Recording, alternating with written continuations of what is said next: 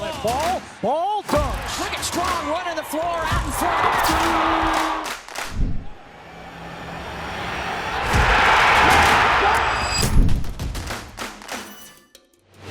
I really don't care. It's hours after the game. I'm still mad.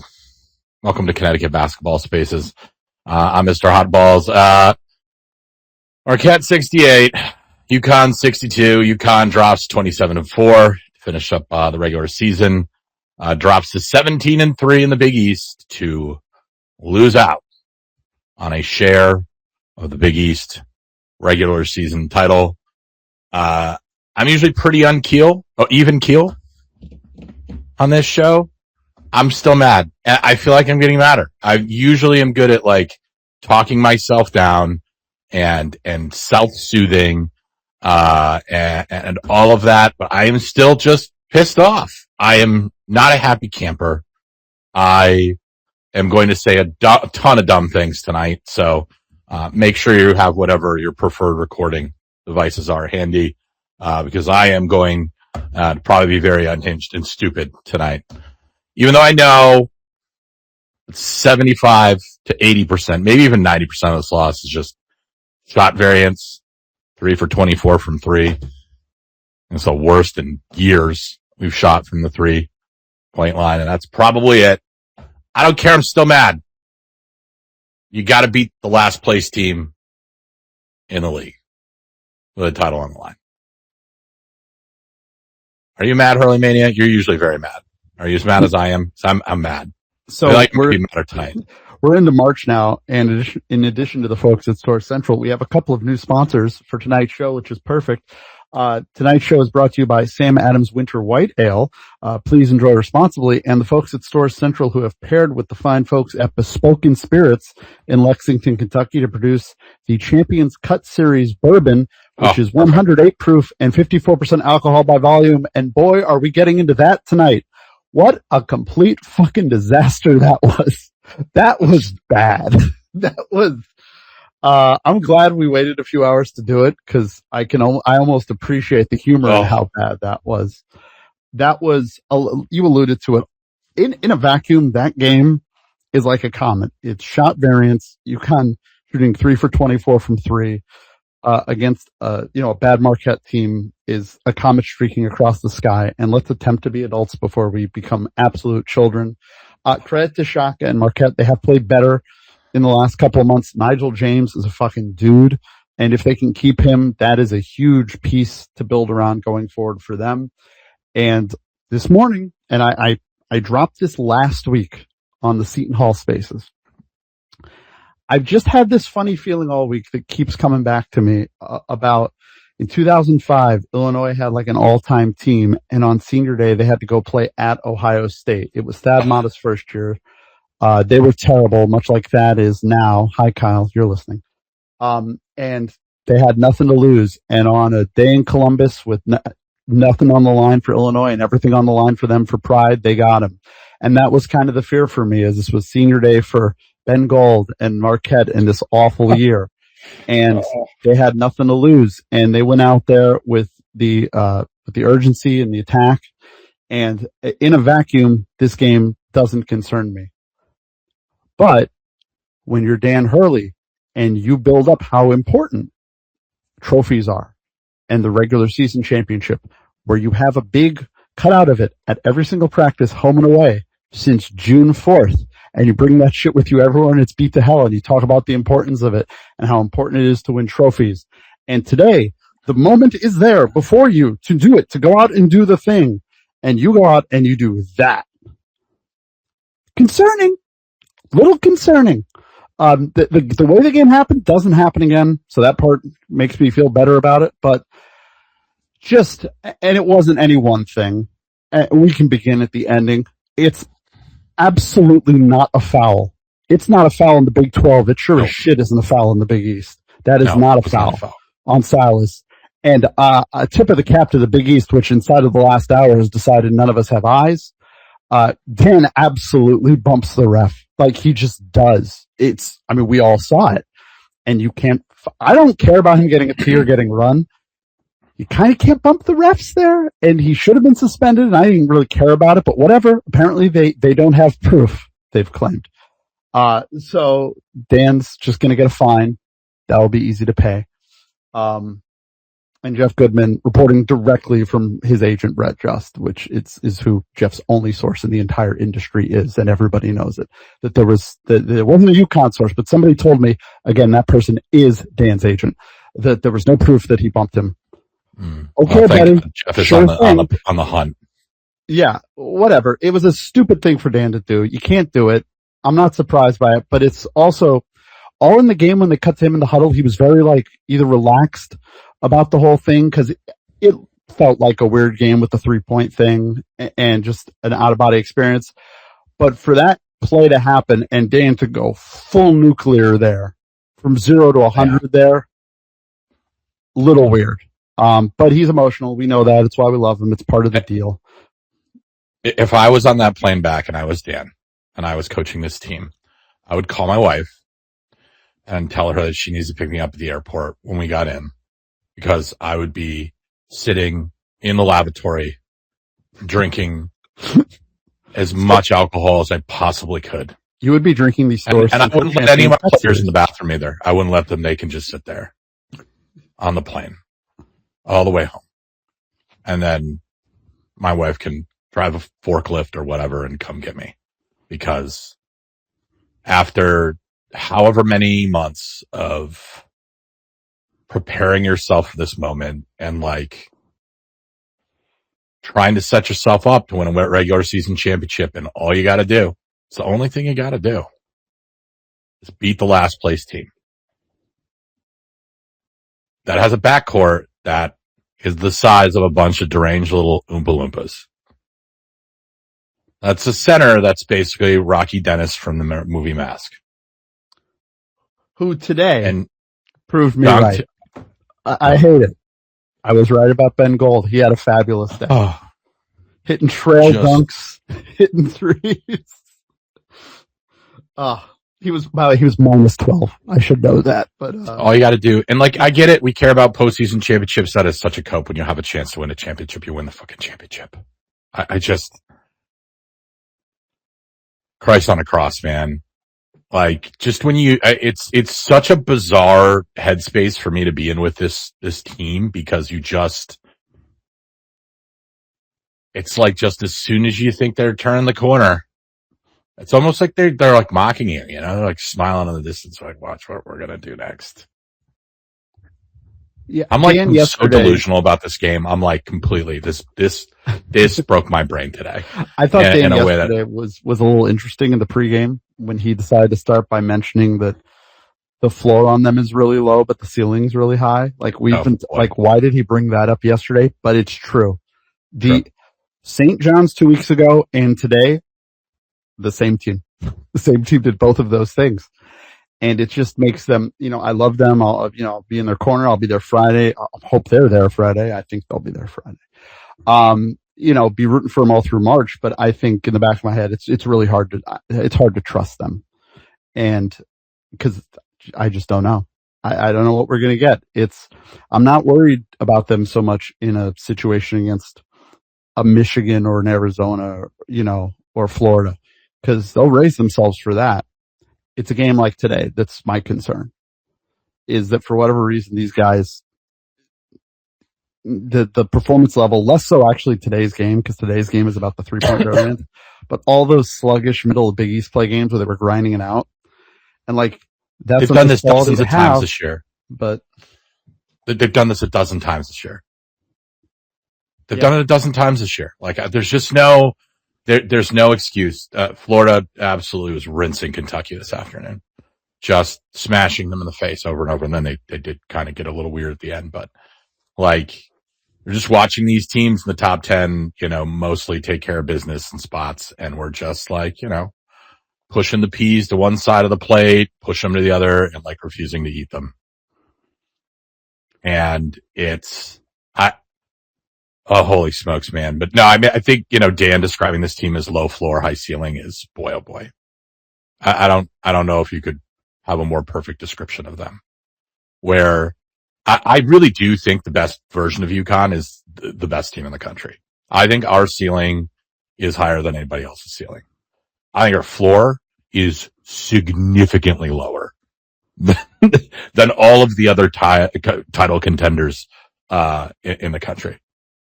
Yeah, it's what makes this month fun is like I really have no clue what's going to happen. I don't think this is going to be fun. I think this is going to be excruciating the whole way through. Yes, I would agree with that. But like they could be in Indianapolis. They could be fighting for their life with Tennessee State. Like we're going to just have to wait and see, I guess. I can see them just absolutely carpet bombing some 3 seed in the Sweet 16 and then getting some like weird 8 seed that comes limping out of the top part of the bracket and just sharding all over themselves. St. Louis, who lost by 30 today. Just like, so, man, it's such a wide range of outcomes for them. Like, I'm not off the wagon. All right. I'm not hitting any panic buttons. But I am absolutely, I don't think this is like an indictment of the long-term future of this team or like some sort of like existential whatever. They shot 3 for 24 from 3 today. This was their worst performance, by the way. Credit to Uppercase again, unfortunately, on this. Worst shooting from beyond the arc since they were still in the American Athletic Conference. Goes back to 2019 against USF. We went 0 for 15 by percentage, and tied a game against MSU 2 for 16, went 12.5% in 2021. Taking 24 attempts. 24 attempts today. They hit 3. It's just never going to happen again. And if they hit 2, and they shoot 14% from 3, that they win this game.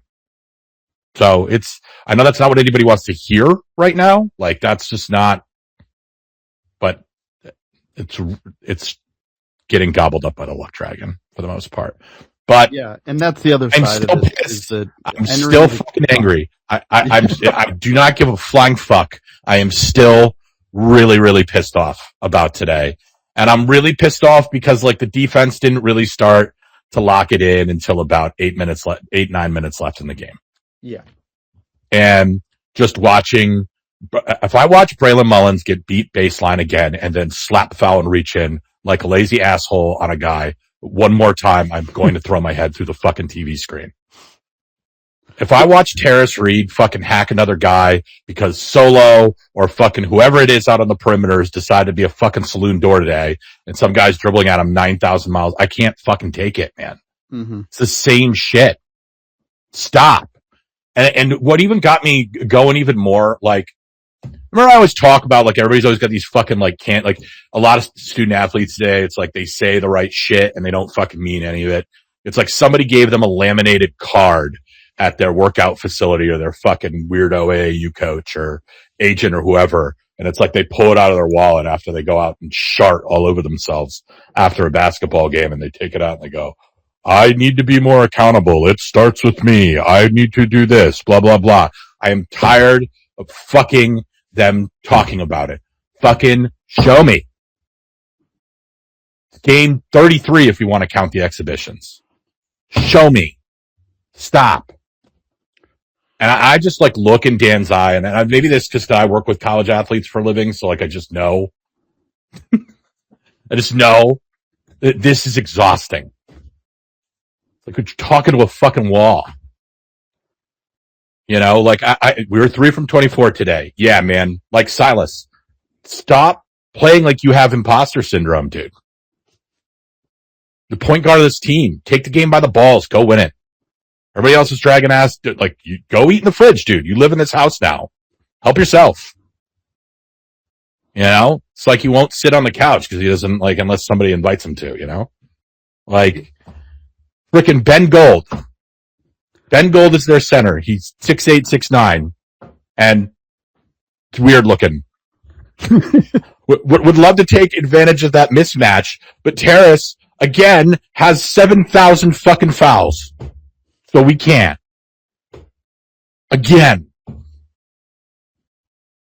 And then we got like Braylon and Solo, like forcing up shots and shit. Like, I don't know. We took a bunch of good shots. Yeah, I was going to say, we can get into a neutral pick, by the way. Crazy, but like, fuck, Alex didn't have a field goal today, dude.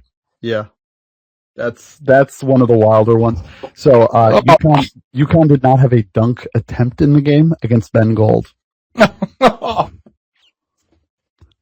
This goes back to, we talked all year about post-entry passes, right? You didn't really need to be any good at them today.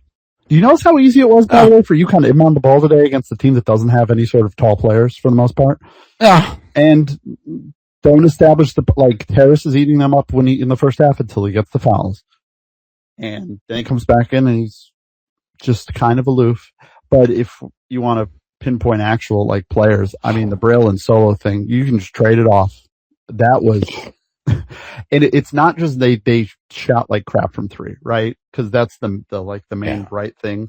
The fact that the two of them were combined 3 for 17 from three, that's bad. But with that'd be one thing. Not exactly giving you a ton on the defensive end against Nigel James, who is a dude, and you saw the difference there. They were not prepared to be able to handle that. And it's concerning because it's not the first time we've seen them struggle with a guard who has high-end athleticism and just show no ability to stay in front of him. And the solution for Braylon was I'm just going to pull every one of these. I'm just taking all of these shots, every single one. And a lot of them were good looks, but not all of them.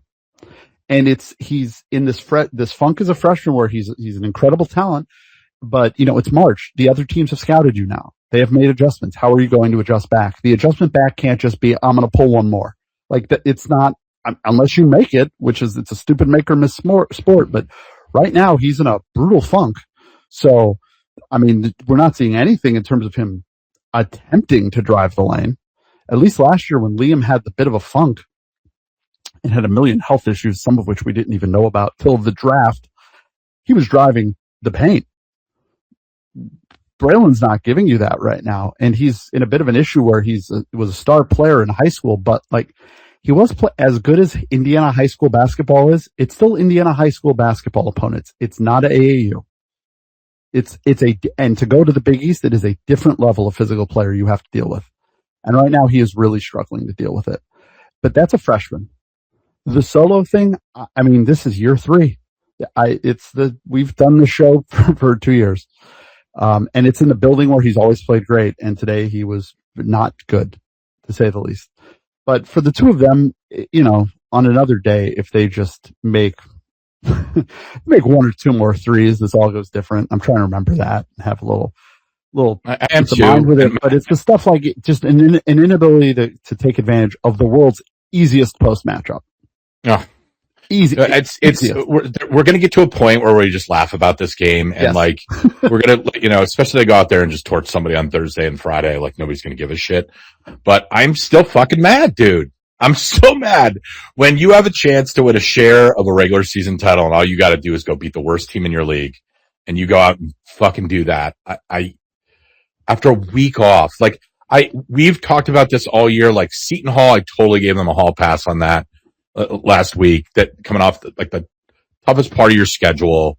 It's a mucky team, a lot of emotions on senior. You're going to have a slow day. And then they just hit everything. We didn't play bad. They just fucking hit everything. And so there's games where there's been explanations for it. Today was just fucking ludicrous. I've never pigpiled. I can't remember the last time I've pigpiled on a Dan Hurley team. That this is the worst loss of the Hurley era, I think.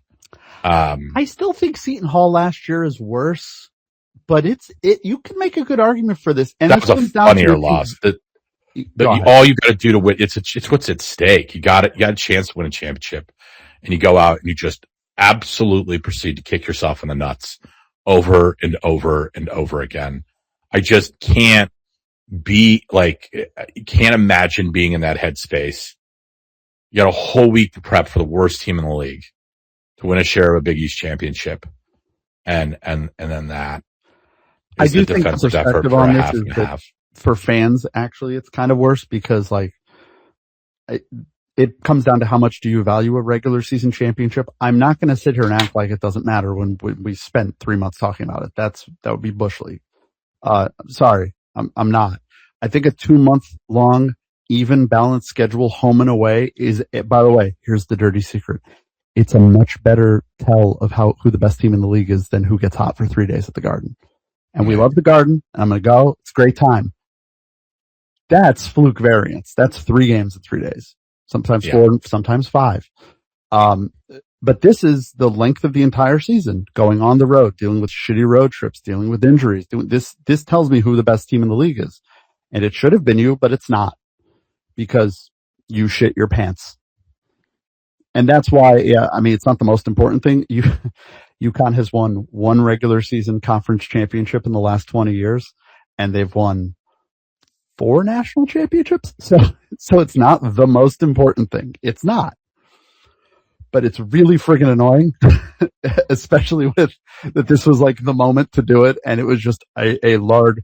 The meme of the guy farting into the PA at the supermarket. That's what today was. Just I'm not worked up about this long term, but like I feel like I got a lot of shit I got to get off my chest. Yeah. This made me so mad today in a vacuum. I feel like I need to get all of the mad out, and then I'll be fine. We'll be back and locked in. It has no bearing on anything of what's to come, but fucking Christ on a cross today, man. This is such an upset that you're this much angrier than I am. I feel vindicated. I am. I'm going to say some absolutely stupid, humiliatingly dumb things tonight, and I cannot help myself. I'm usually very in control of my faculties. Dan, I wish somebody was just filming him right now for science. This is just one of those games like you just. Can you imagine the film breakdown tomorrow? I would PT them until they fucking die tomorrow morning. Yeah. At 6 a.m. I would have them. I would turn them into freaking worst center Roombas. We're doing everything. I'll take them to the football practice facility and we'll pat them up and they can do barrel rolls all over the place. I'm so mad. Oh my God. They're going to have to show them the box score to feel a little better about, like, they out rebound Marquette by 15. They only and shot great from the free throw line for the first time all year. First time all year. Terrace stepped up to hit 2 big free throws. Drained them. No problem whatsoever. Oh. They commit 16 turnovers, which has been an issue obviously all year. 8 in each half though, and Marquette commits 11 turnovers. UConn scores more points off turnovers than Marquette does by 5. Second chance points are 15 to UConn. Points in the paint are 34-26 UConn. But UConn's 3 of 24 from 3, and they lose 68-62. And on the last play, and Alex had a weird day, but isn't the main issue today. The fact that Alex, who played 40 minutes, which we can get into that, with 15 seconds left, had the presence of mind to realize we don't have a timeout, thought Silas has to bring the ball up court. They burn 8 seconds just from that shit. And at that point, Silas has no chance. There's no chance to run a play. There's no chance to find anybody. Somebody knows that Solo was wide open underneath. I mean, what do you think would have happened if they got him the ball? Probably something else stupid, because the whole rest of his game was. And at that point, Silas just has to go full speed, and then he just hesitates on Ben Gold for like a half an inch, instead of just going right through his big dopey chest and gigantic forehead. And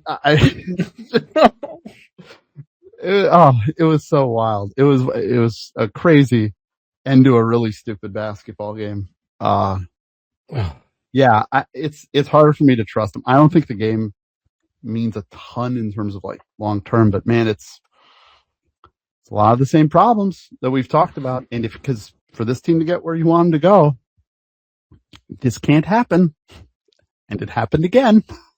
And they have to have it not happen multiple games in a row. And that's the part I struggle with. I think they can go out there and look great Thursday and Friday, and then they're going to have to play St. John's probably in the Garden. I mean, I know they boat raced them in Hartford with a great crowd. I don't know. I hope we get to find out at this point, especially after what they did today. But it's hard. We're old people. We're older than everybody listening. There hasn't been a UConn team quite like it in terms of it is March 7th and they're 27-4, and I have no clue where they're they're in the Final Four or they're losing to St. Louis in the second round. I really don't think there's like a middle ground here. Like if they get to the second weekend, I'm going to feel great at that point. But my fear is if in the second weekend there's a plucky like 11 seed there. Give me the 3 seeds. Give me the 3. I'll take that. You could write you could just ask any AI or Chat GPT, any of these things. Just tell me how the postseason's going to go. And you could do that 100 times and I would believe all 100 outcomes at this point. All of them. If you told me a spaceship flew into the middle of the game and dropped aliens right on center court, I would absolutely believe you at this point. They've come to make contact with their leader, Jaden Ross. By the way, was the bright spot off. Harris Reed's head just opens up and there's like a little dude just stands up, unbuckles his seatbelt. Like Men in Black. Takes his hands off the wall. It's like, hey man, what's up? I feel like that would be relief to you. You'd be like, this explains it all now. At least I have an answer. I'd have closure, you know? But, another thing today, nothing off the bench, not just production, but like minutes. Stewie again doesn't play, doesn't even fly out there, which I think makes sense. If his knees are an issue, why would you put him on a plane for a game he's not going to play in? But Jaden Ross, 22 minutes off the bench, 7 rebounds, 1 assist, 2 turnovers. But outside of that, like Eric Ribas struggled in 11 minutes and Malachi Smith gave him 2 minutes. And that was it. That was the whole bench. Alex Caravan, back-to-back 40-minute games. Silas, 38 minutes. It's not going to work long term. Silas looks sluggish today. Because now you're going and playing 3 in 3 days, you hope, and then you're going into 2 games in 48 hours scenario. Yeah. Ask a Marquette fan how that usually works out. So you just got to hope, and it's Marquette with the ball pressure and the deflections on all that, nothing to lose. In a way, it wasn't surprising that Malachi looked that bad, but like so bad that they just did not play him in the game is really concerning. Really concerning. What do you think Dan's doing right now? Let's see. At this point, they're probably home. He's probably yelling at Brett to stop texting Goodman. That's what I would tell him. He's in the weirdo room. He's locked away. The person I feel the worst for is Andrea Hurley. She doesn't deserve this. She doesn't deserve any of what's going on right now. None of it. Absolutely none of it. By the way, did you see the 2 box of what actually was happening at the time of the technical? Bobby got teed up at the exact same time. Oh, yeah. That's amazing. That Dan got run. They're probably like on a Zoom doing like Etch-a-Sketch together or something in real time. What's your wife making you do to calm down? I don't know. To make Dan feel better, they show him the Big 12 bracket, which is hell. Speaking of, so UConn, regardless of the result today, was locked into the 2 spot with St. John's win last night. The last game of the regular season, Providence is up 3 with 5 minutes to go in front of 14 people in DC. So Providence leads Georgetown by 3. If Providence wins, UConn will play the winner of Xavier DePaul. And we might have to be in the way of Friday DePaul, the final indignity. That is 7:00 on Thursday night for UConn as the 2 seed. On FS1, we avoid Peacock. Yay. And that's what's up next. But now it's like, it's put up or shut up time. You can't, like I saw the post game quotes, you did too. And I almost wish they weren't so like, we've got to, this is the most important time. Oh, diddly do. We were messed up today again. It's probably my fault. We're just going to go back to the drawing board or what I do. It's my fault. Meep, meep. No.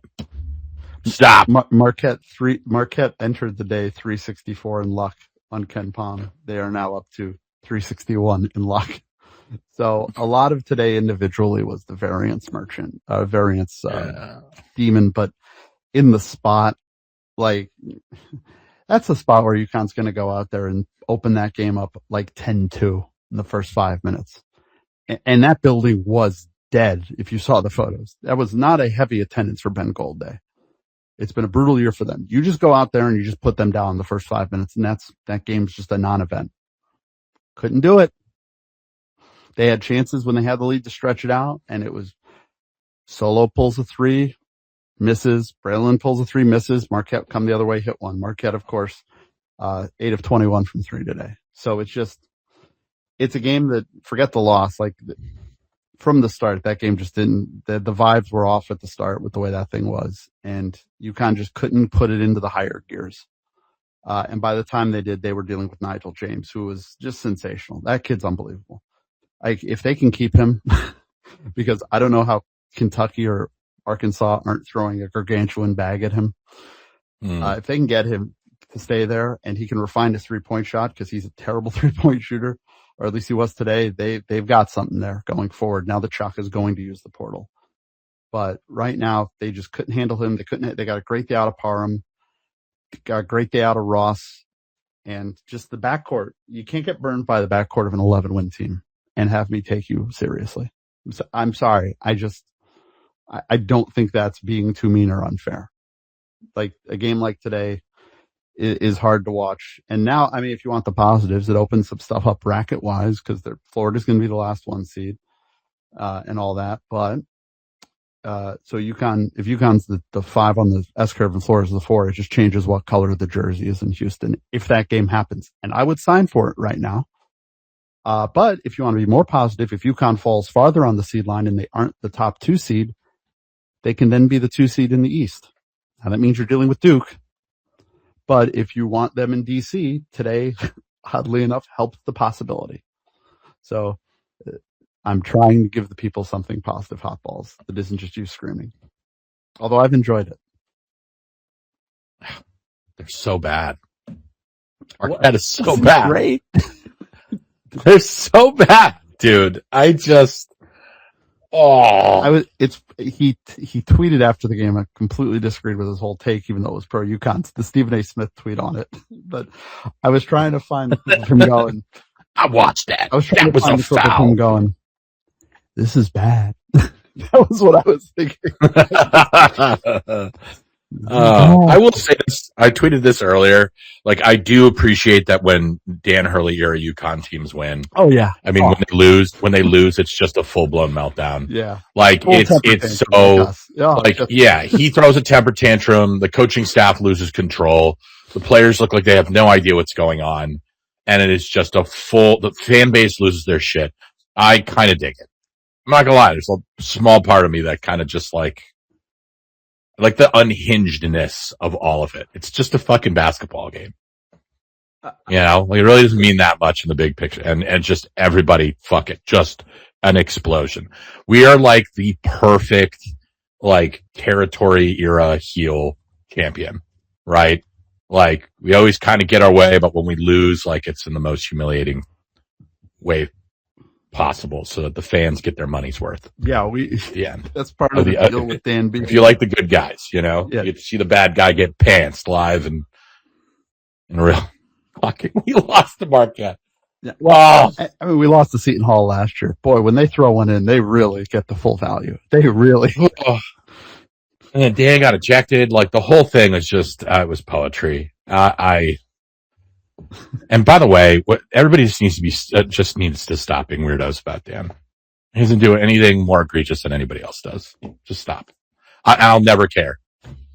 If he clotheslined the official today, I wouldn't give a shit. If he just like full blown came out from the tunnel and just clotheslined from hell right into frickin' whoever it was face today, I wouldn't care. I would not give a single solitary shit on planet Earth. I could care less. I don't know like what the chirping around him, like what is the desired outcome? And he's going to correct his behavior. Like, I don't care. I like it when he behaves badly. I really wish that we had an ISO shot of Andre Jackson, who was behind the bench watching Dan do that, and kind of go like, oh, cool. This is somebody else he's got to deal with. You know, Andre's sitting behind the bench going, you motherfuckers are going to get drilled tomorrow. Yeah, you guys. You know that, right? You guys are, like, just a huge smile on Andre's face, too. Like, cause you just know that somebody else has got to eat this and what they're going to deal with. Well, shout out to our St. John's friends who are here. Appreciate the numbers, guys. Oh, they got to be so happy tonight. I would too. Just overjoyed. I would too. That's the best possible outcome if you're a Johnny's fan. It is. after getting humiliated at home just to watch us do this to ourselves. The thing that helps us a little bit is like UConn was locked into the 2 no matter what. So it's not like it drastically changed the seeding. Yeah. But I had a tweet ready to go if they had tied it saying, don't even give us the trophy. Just let St. John's keep it. This is bad. But then they fucking lose the game anyway. So yeah, I know. Anyway, yeah. So that happened. Marquette 68, UConn 62. I'm drinking. It wasn't fun. So am I. I'm on. No, really? My first, remarkably, because I've been crying like a baby for 20 minutes and not drinking. So maybe I'll just shut up. Maybe we'll let the wieners in and they can whine, and I can just drink, and then we can say some completely unhinged, unprofessional shit later on. I'm fine if people are mad. This has been, professional stuff, but later on, yeah, this is high level. You don't get analysis like this anywhere else.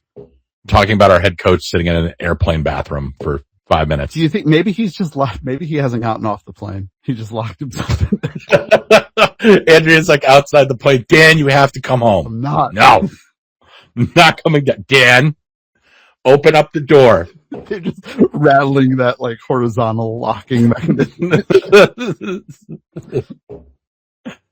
There's like quick campus police cruisers around the plane. Oh, laugh so you don't go insane. I just want somebody to lay me down on the ground and find a ride-on mower and just drive clean over me.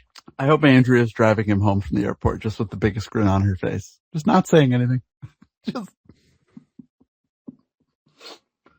You have a tough day, sweetie. Would you like me to make you some frozen pizza?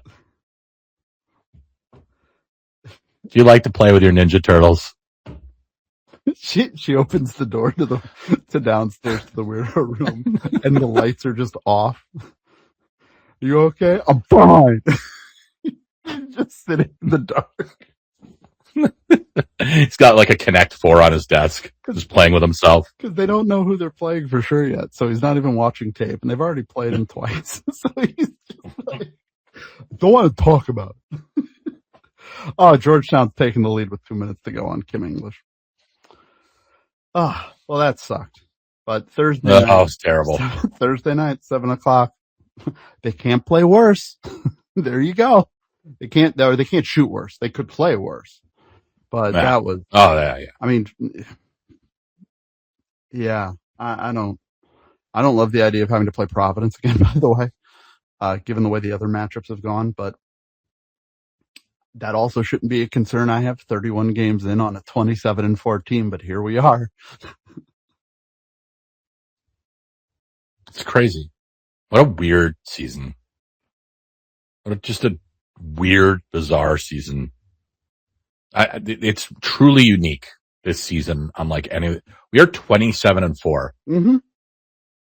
Heading to the Big East tournament as a 2 seed. We're going to probably be a 2 seed in the NCAA tournament. Ironically, we may have a better path coming from a 2 than a 1. Absolutely. And no, I'm going to sit here and I'm going to drink my beer and I'm going to fill up my diaper. This is the game we're going to I really hope this is the game we're going to laugh about later on, because it sucks, but it is objectively funny if you're an outsider that this happens. They didn't have a dunk attempt on Ben Gold. Are you kidding me?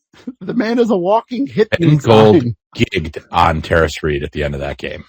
Yeah. Absolutely gigged on him. You imagine? Oh, it's a great song. The Shaquille O'Neal rap album. Yeah. That was an awesome song. Speaking of the film session, that play 50 times. Yeah, you know how they have those like little animated boards?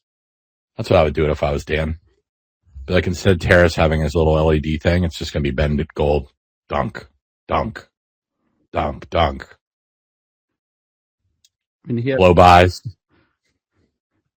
He had 16 and 10. I know. This is when I bait you again with. He didn't play bad. Yeah. Except he was in foul trouble the whole time. Yeah, he was in foul trouble. Silas, not really in foul trouble. Silas, 8 assists, 4 turnovers, 38 minutes. Just a rough day at the office for Alex. Alex going scoreless from the field is crazy. I don't know. It's just sort of stuff, a lot of stuff in this individual game that I'm not thinking will ever happen again. But you almost It's never going to be easier to win the Big East. Yep. You almost appreciate that it all happens at once, but also like you got a chance to win the league, man. Like, Jesus, guys. Building I don't even know what at to do anymore. 12:30, like it. I don't know. Do they need to play? They need to play like a prime. Remember when Dan was freaking out 2 years ago about being on like True TV because he had nothing really to complain about? Like, this is a UConn team that needs to play like in a primetime CBS spot. So funny. At least we're not Purdue. Oh God, no, we are Purdue. That's the weirdest thing that they're the same team. The UConn and Purdue Yeah, have become the same you team. might be right on that. That could be a mid-off in the Sweet 16 if there ever was one. They're two teams that, on paper, Final Four, no question. And then it just, for reasons nobody can explain, it just doesn't fucking happen. And they took a 5th home loss today to Wisconsin. And I think they're in actually a worse spot than UConn is overall, but it's weird the similarities between the two teams. They scored 93 points against Wisconsin and lost. Yeah, they're a terrible defensive team. And UConn's issue is like, this is a UConn team that should be a very good 3-point shooting team. Absolutely should be. I think they fell like 40 spots in the national ranking today.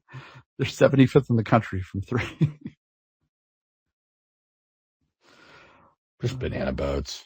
I don't know. All right, should we let the winners wine? I'm sure nothing. Escalator's going to come in, and he's just going to just absolutely shove the variance thing, clean up our colorectal orifices, try to talk us down, and then everybody else is going to probably try to whip us up. So should we get this out of the way? Because I have nothing else to say. I didn't have anything productive to say about the game to begin with.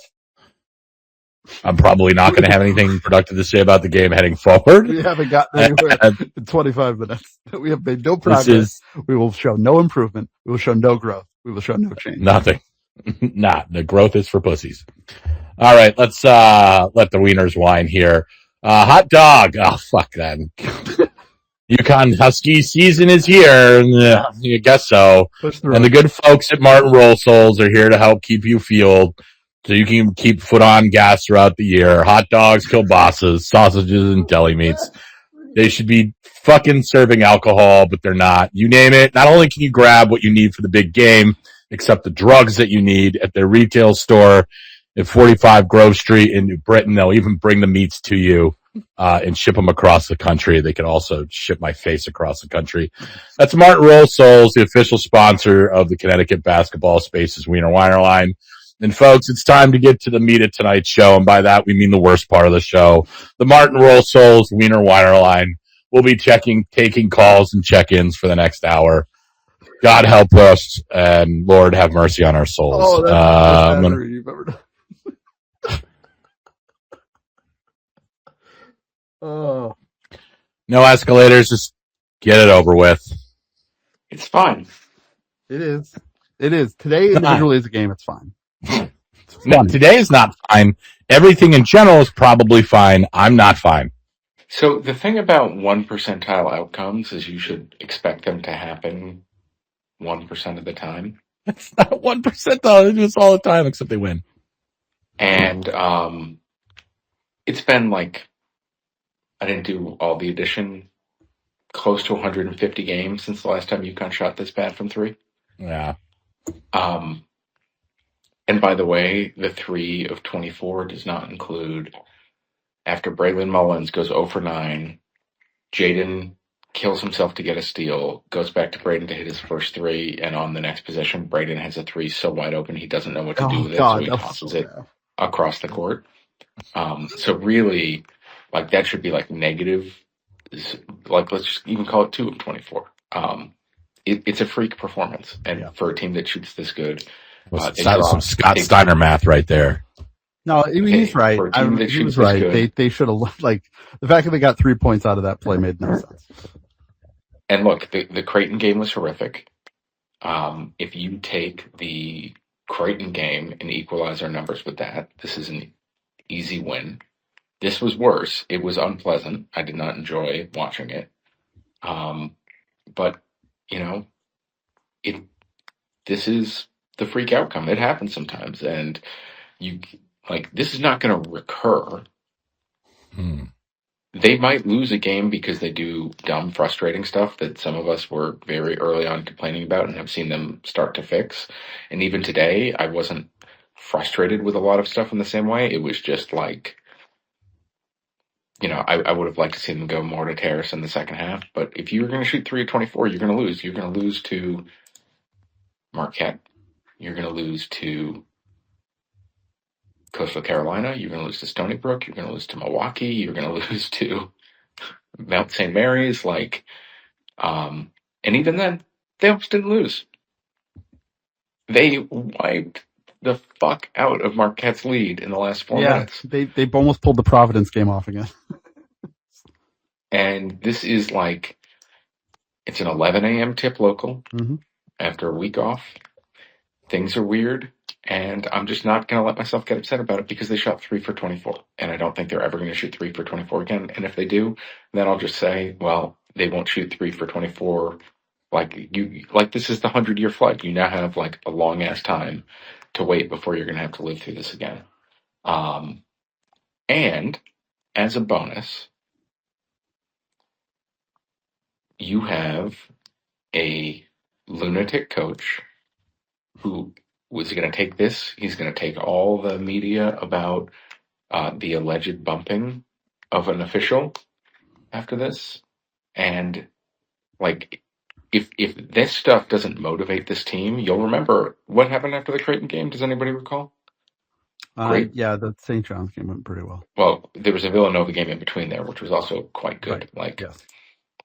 This, I'm not going to get down from what is still a solid team and that has fixed the offensive end of the floor and then just was brutally, brutally, brutally cold.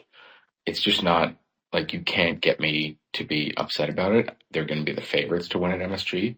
This is, by the way, a tournament conference.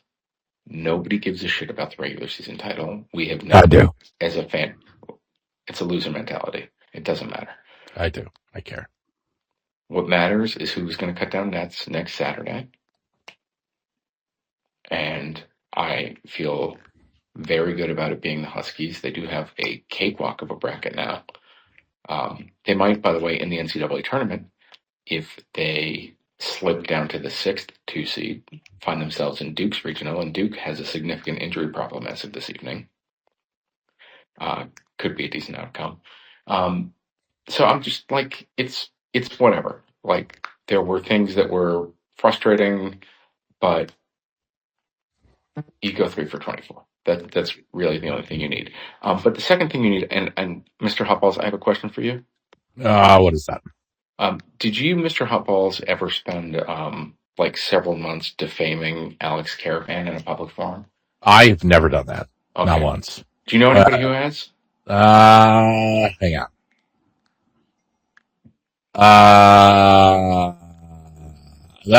There is one guy who does tweet occasionally. Is he your co-host? Over my shoulder behind me. Is he your co-host? I don't remember. I don't currently have hosting abilities. Do you, Mr. Hotballs, do you recall that there came a time when Hurley Mania defamed Alex Caravan? Everybody pointed out he was being an idiot, and then for a full year, he tried to walk it back, said how much he loved Alex, talked about how he cried because it was Alex's last XL Center game. Liar. Crying that Alex's jersey was going to honor. We're not going to have he said that one thing about there was that clip in the video, and he was like, "Oh, that's when I lost it." He didn't lose it. Okay, so can I read you? Was it Alex's last XL Center game? That doesn't sound accurate. Can I read you the text I Sounds got like from somebody willing Romania to shortly after prosecute a the game case today, Mr. as a lawyer Hotballs? might want to have accuracy on their side. Wait, what did I do? Who do? I'd like to read you the text I got from Hurley Mania shortly after the game today. Hold that anymore. Objection. Would you like to hear this text? I would love to hear the text. So after sending all those tweets, being lambasted for it, you guys hosting a whole show about how bad they were. Yeah. Just last week, he texted me immediately after the game and said, "Will you be bringing up Alex tweets this evening all accurate. Mm-hmm. Yep. He was terrible. It's fine. We'll move. So We got next everything week. you've ever said about Alex, all accurate, right? That's the thing, it's like, just like with this team, with certain, you become addicted to things. You can't always trust them until you can, Well, you can't trust your co-host here who has no faith. One bad game and just, first team all Big East player, misses some shots and it's back to he should ride on the bench and Alex, we're going to put you down like a sick dog. It's disgusting, really. I'm not. Me and executing dogs again with you. We have breaking news. Providence has once again done a controlled flight into terrain and eaten shit here. UConn will be playing the winner of Xavier Marquette. So here you go. No escalators. We can rectify this whole thing in the next game. This is beautiful. Yeah, and I have a feeling they will. And I will note one last thing, and then I'm going to sign off. If you go from February 7th till now, Marquette's last 7 games, if you go prior to tonight's game on Torvik, they were the 50th best team in the country. If you include tonight's game, they're the 40th. Neither of those numbers is incredible, and it's not a team I would expect UConn to lose to, but it's also not the team in December that couldn't tie their own shoes. And so if you told me UConn was going to go on the road on senior day to pick your number, either the 50th or 40th best team in the country, and shoot 3 of 24 and be a driving layup into traffic that rimmed out away from going to overtime, I would say I'm not going to lose my mind over that. So all the people who are calling it the most embarrassing loss in school history or which I did total not. disgrace, and which we I did tear not. this team up, Which I saw did a lot. I saw a lot of people who made a lot of comments they're going to regret in a couple of weeks. I don't know that this team's going to win the national championship. Low floor, high ceiling is totally accurate, but I would not take 3 of 24 and say, oh, it's all over, because this is not the way that they were losing and being close in games in like early January. Those games were much stupider and much more frustrating. This was just literally nothing went in. So I don't think that's going to happen again. If it happens again, they're going to lose. They'll lose to anybody they're going to play the rest of the way if they shoot 3 of 24 again. But they haven't done that since 2019. They might not do it again till 2032. And so I'm not moving off my seat on the bandwagon. This team is still really good. They're going to be in a good position. They might just be wearing blue jerseys instead of white jerseys against Florida and Houston now. They might be against a Michigan team I think we match up better against than a lot of other teams because we have tall 3-point shooters who won't be as bothered by their guys in the middle lunging out. Or they might be playing a hurt Duke team. Who knows how it's going to go. But I feel better than I did a month ago about where they're going to be, and they still can hit that ceiling. And I think now they are going to have an us against the world type thing, and a totally maniacal, crazy coach who, if they don't respond, they don't respond. But I don't know how you can. So we'll see how it goes. No escalators. Thank you. Before you go, just real quick, because I was in the middle of childcare time. Did Cameron Boozer get hurt? No, it was Wilson. Yeah, I don't care. But yes, it is a loss. That is notable. Thank you. I appreciate you keeping me honest as well as always. Sorry, not Wilson. Foster. Caleb Foster. Oh, okay. Yes. No, that is important. That is huge. Yeah. Thank you. Sorry, I'm mixing up my hurt North Carolina. Yes. Caleb. Yeah, we're flipping the. Yeah, he had to leave with it. It looked like a very bad ankle injury, and he had to leave. I haven't seen an update since then, other than like doom posting from all the Duke people I follow. Yeah, I mean, listen, they're still in a better position than their rivals because you want to talk about having a shitty week. North Carolina, that is brutal. What they went through. Thank you, Noah Scores. Thank you for attempting, even though you failed, to hold me accountable. No, you succeeded. I will concede that to counsel. Thank you, sir. He was here and then he was just gone. No, he's the best. We have a full Big East bracket now. Your first round on Wednesday, Providence Butler in the 8-9 game. Xavier Marquette in the 10-7 game, and then the 11th seed in last place, but victorious tonight, Georgetown Hoyas will be playing the 6th seed, wearing white on their wedding day, the DePaul Blue Demons. The quarterfinals. All wearing white. The quarterfinals will be St. John's versus the Providence Butler winner. Creighton Seton Hall in the most disgusting 4-5 game in the history of the league.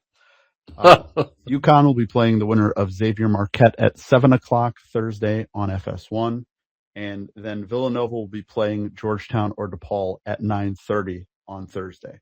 So UConn, I mean, today didn't change that, but UConn is in, you can argue, the weaker half of the bracket now. I love the idea that, considering how insane today's game was, they can just go ahead and maybe play that team again and have not the comet hit them today. Because I would think it'll be UConn Marquette on quarterfinal Thursday, but that is the Big East bracket as it gets underway at MSG this week. Man, that Providence St. John's game and that noon slot. You know what, though? I mean, Providence tonight, and they've had a week tonight that they invent ways to lose games. But this is true. It's not who I think St. John's wants to play. It's a team that's beaten them in that building, the only one that has, other than Alabama. So that will mean and that 12:00 game on Thursday sucks to be in. So it'll be interesting to see. I still expect St. John's to handle them, but it is worth noting that that will be a tough one. And then St. John's possibly having to go through the Seton Hall meat grinder again on Friday is no fun. So at least UConn, they can pick themselves up. They get another chance probably at Marquette. And then they face, in all likelihood, a Villanova team that they've dusted twice and is missing Matt Hodge. And in a round that has been a bugaboo for Dan, they have lost on semifinal Friday like it's a national tradition, except for having one of the greatest teams of all time. So we'll see. And I'll be there. I decided to go for the round they never win. So we will see. All right, we're going to go to, here's going to be the cascading order of anger. We're going to go to UC Goody first. We're going to go to Husky Fever, and then Cash Fraud, who did not delete his account this time. So he's not as mad as he's been in the past. So, Goody man, go ahead. Give us your worst. What's up? Took my picture at last Final Four. I won't talk about it. Where do you begin? I'm with you on half. I'm with no escalator on half. I am a firm believer. You need to learn to hate to lose. You got to get punched in the mouth and, find something to crawl back out of. But, similar to last year, I think Caravan has become too unselfish. You had McNeely and him running into one another, each person, unsure who was going to take the shot. Who was going to pass it to the other one. We don't have a player right now who's, becoming an alpha and putting the team on their back. I'm thinking back to Kemba. I'm thinking back to Shabazz. I think the 23-24 teams were so unique and so rare in their depth. You're never going to have a roster like that again. We won every game by 15. It's unheard of. You had Calcaterra, Hawkins, Andre, Sonogo, Klingens, Castle, Spencer. And maybe, Newton is the glue holding everyone together, but no one is putting the team on their back right now. And I think the thing I'm most disappointed in is Alex is getting looks at the three, and he's like pump faking. And then, to quote Coach, he's moving like a cargo ship and doing this like slow fucking methodical thing to the hoop, and then the ball doesn't end up anywhere, and I don't know what's happening. And I think 2 years ago Caravan would have been ripping threes, and he's not doing that anymore. I just don't know what's going on, but I'm hopeful. To No Escalator's point, you get punched in the mouth and you actually come back. But yeah, I mean, I'm not feeling great right now. Yeah, I tweeted this earlier. I said this probably last episode. Maybe I've said this a couple times this year. This team just doesn't have a motherfucker. They don't need I don't feel like they even need a Shabazz or a Kemba. I just feel like you need like Andre Jackson. Yeah. You need just, and by that, I'm not talking like the same type of player, but I'm talking about a guy that like is just a peer on the floor that is like an extension of the coaching staff, right? Like, it's one thing to have coaches go ape shit on you. You know what I mean? Players expect that. There's a level of like criticism that you tune out. It's a different level of criticism when it's coming from the other guys on the team in the same spot that you're at. Or they're like, hey guys, snap out of it. We're not losing this fucking game. You know, like there's just not a guy sitting there being like, we're not losing this stupid fucking game, guys. You know, we can get into like the technical redundancies on the team. And I kind of agree with you. I think last year they sort of had some weird redundancy with like Liam and Alex. This year they seem to have it with like It's Solo and Mullins, you know? Yeah. They have that, but I just think it's a mentality thing, man. It's got just a guy that is just going to dig a little bit deeper, do something a little grimy, make a big defensive play. Like there's just not and you look at any national championship team, you look at a lot of Final Four teams, they all kind of have a guy like that. You know, when you go back to 99, it's Ricky Moore. You know, you look at 23, it's Andre. 24, it's Cam. You know, I mean, Shabazz was a fucking, and Kemba were comets, right? But I just think this team just doesn't have that guy that's doing sort of that. Yeah, they just don't have that like guy that's going to do the mental cleanup. And look, I think Alex is great, but he's not. And I think Alex has more of that than I think people realize. And he's got the best brain probably of any UConn player we've had in a long time. But he's not that like grab you by the collar and be like, "The fuck are you doing, dude?" You know, like we got to buckle down, win this basketball game. Like, or if practice is a little shitty, you know, they had to turn Andre Jackson's scan card off. Like, you know what I mean? Like that. There's just not that kind of a personality on the team right now, and that to me feel like if you put an Andre Cam, a Ricky Mort style guy on this team, they might not have lost a game to this point. And you know, it just. They don't have that. They've been trying to find that. And that's just where I've been sort of at with this crew. I don't think, you know, and again, I want to get back to this. Like, I don't think they're soft.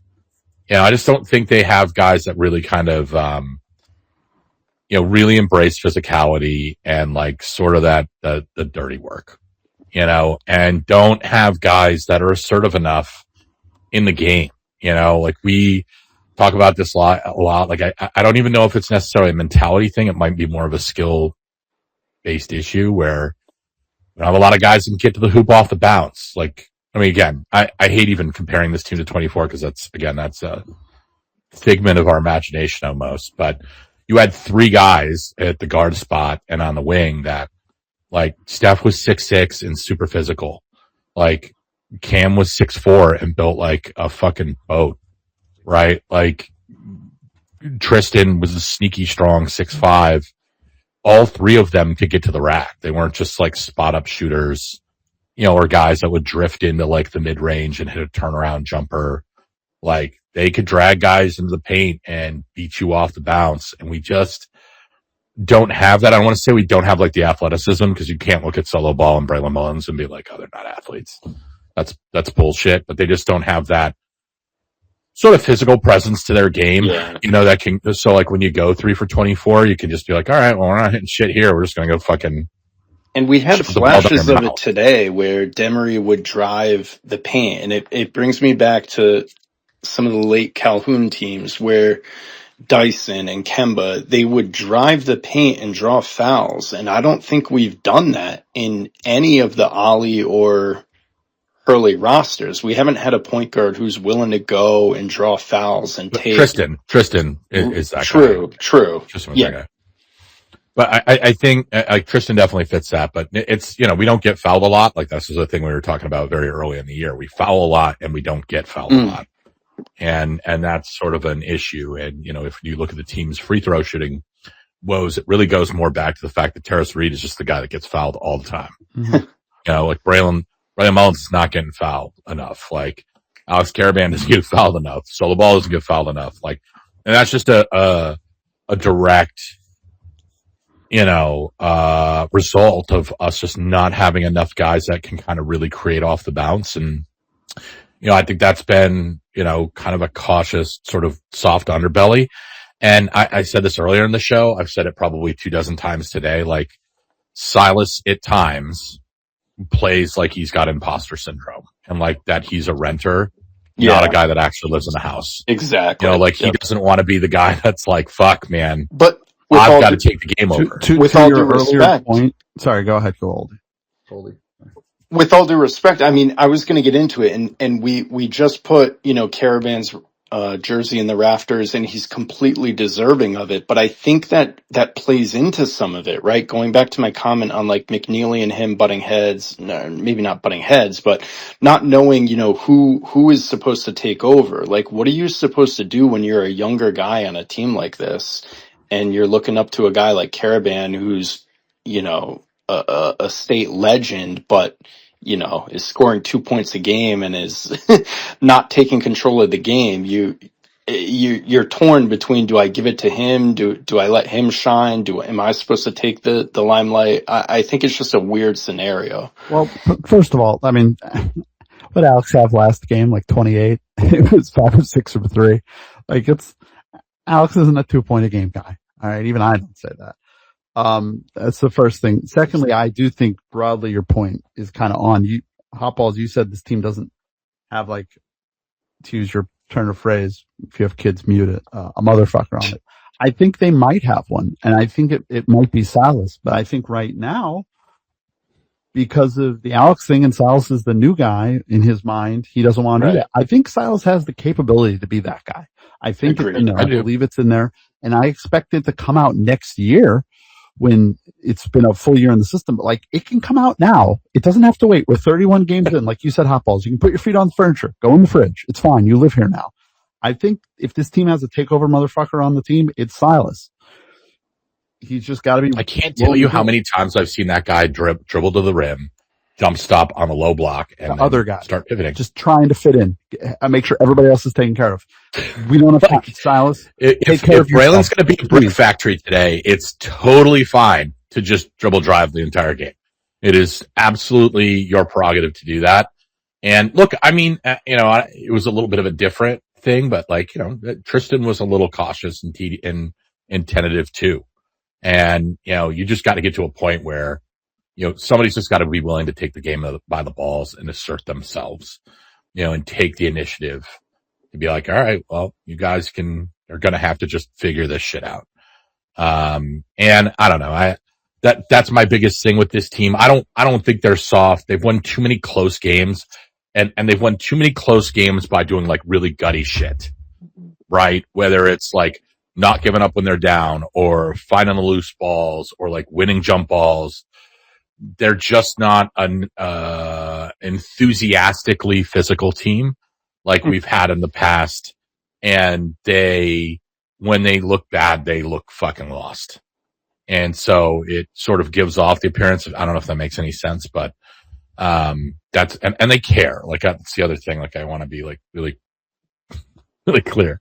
They care. They may not have the answers to the test and be able to figure things out, but they care. They just need to snap out of it when they're getting off the fucking plane to play the last place team in the conference with the regular season title on the line. That's all. Just that. It's the only thing. Goody, man. Thanks a lot. I really appreciate it. I want to kind of just keep the line moving here a little bit. Yeah. Take care. Thank you. All right. We're going to go to Husky Fever next. Husky Fever, what do you got for us, man? Good evening, gentlemen. Yeah, so first of all, I mean, you said it yourself. I mean, pretty easy to be angry tonight, and I am too. I mean, I think a lot of fans are probably pretty upset by the performance the team put forward tonight.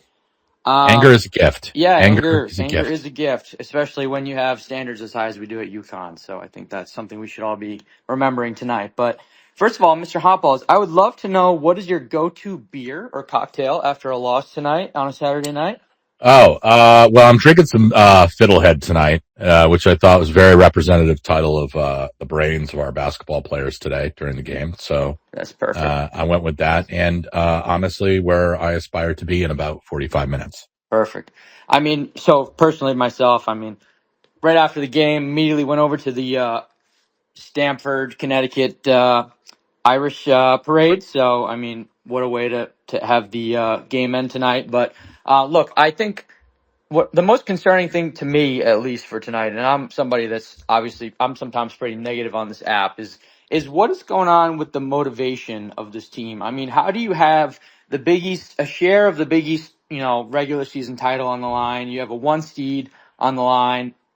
And it almost seems like the coaching staff they don't have these guys in a position that they're ready to go out there and kill somebody. And I think that's been a consistent theme, and that's just kind of who this team is this year. I maybe tweeted it earlier today, but this team has national championship level skill, but when it comes down to the play on the court, it doesn't seem like anybody has been successful at other than a rowdy home crowd in Hartford at getting this team to really come out and play to their potential. So I'm just wondering if you guys have seen that, as well, or what's going on. And I think it's just a more concerning aspect that has this coaching staff failed at motivating this team to really go out there and perform to their potential.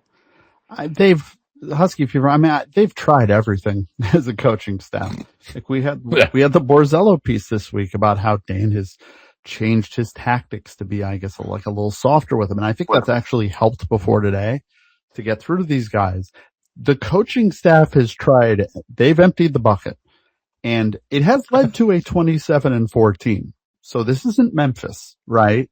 It's been pretty successful, but to try and get to that top, like that extra 5% you got to unlock to figure the whole thing out, they haven't been able to do it. And I don't think it's for a lack of effort. I'm not going to go at the coaching staff over like that. There's only so many ways. Like they've had such success doing it one way, and it was objectively very successful.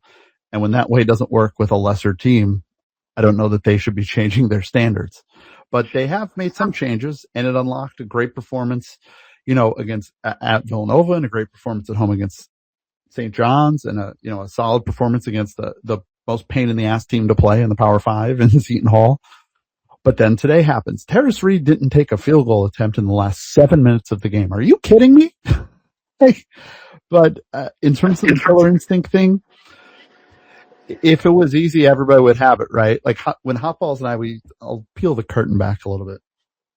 We spoke on the phone after the game. That we should charge for, what that usually is. And in terms of the Malachi thing, like, he's struggling and this largely isn't working, but also like there aren't exactly a lot of 6'2" point guards willing to come to UConn and play 8 minutes a game. Like if there were a lot of them, they just don't exist. There's not a lot of them. There's a reason Silas is special. And so figuring out, and this is going to be an issue they're going to have to figure out in the offseason, right? Who's going to be the backup point guard for Silas. And it's going to be really hard in a lot of ways. Because it's like a team has an elite goalie in soccer. Fans sometimes freak out about making sure you sign a backup goalie. Well, like, what do you think you're going to get? You're not going to play much. So that's a bit of the position they're in at like the in terms of killer instinct, you can't just like find it. You really don't know. And it's harder now with the portal era. And it's what gives me hope is that Silas, I think, has that, right? Like, I don't question the killer instinct of Silas like the main portal get. Terrace, I mean, it's easy to question it, but I mean, we all saw the St. John's game against an elite big man. Like, that happened. So I just don't know. I think the staff's tried everything. I'm not going to put like today on the staff. Like, they shot 3 of 24 from 3. Most of them were wide open. Yeah, I mean, there's just a thing that's like, we've spent a lot of time joking about it and, about managing college athletes and what that's like. And we've done it amidst a backdrop of some wildly successful basketball teams, right? And, the mentality thing I think is always just really difficult to recruit for. You just really don't know what you have with a player until like you got them on campus and you're working out with them every day. You know what I mean? And you're like kind of poking and prodding them. You're testing them. How do they handle adversity? How do they handle success? How do they handle, me really getting on them? Like how every player is its own sort of like unique Rubik's Cube mentally. And, It's just going to sound really stupid just because I feel like I bring way too much of this stuff back to, summer baseball. And it's like one of the things I stopped doing years ago was like filling my roster up in the fall, which traditionally in summer college baseball, that's what you do. Like you don't want to miss out on the good players. A lot of teams will fill their guys up in the fall. And, I think that whole system is ridiculous. Largely because especially in summer college ball, you're dealing in most leagues, and even the really good ones like the Cape, they don't take juniors; they're draft eligible. You're getting younger guys, and like to ask a college coach, like, "Hey, is this kid like really built for what it is that you're trying to do?" And you're asking them that in like the fall, and when the kid's been on campus for 3 weeks, like that just never made any sense to me. And that was really stupid.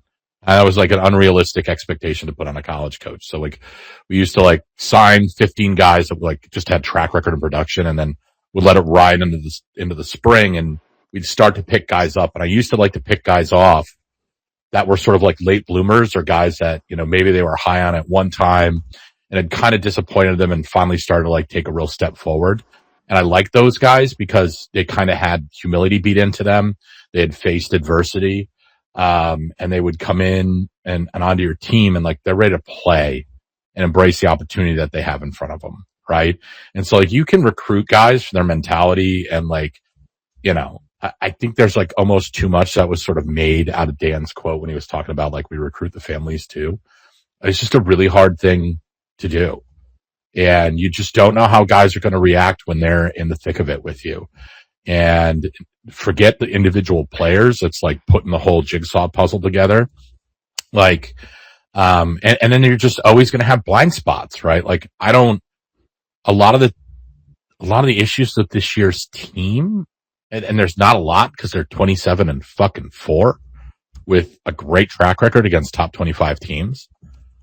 But like a lot of those issues, there's always sneaky ones that like you think you can plan for every little outcome and nook and cranny and crevice on your roster. And then shit is just going to pop up that you don't anticipate.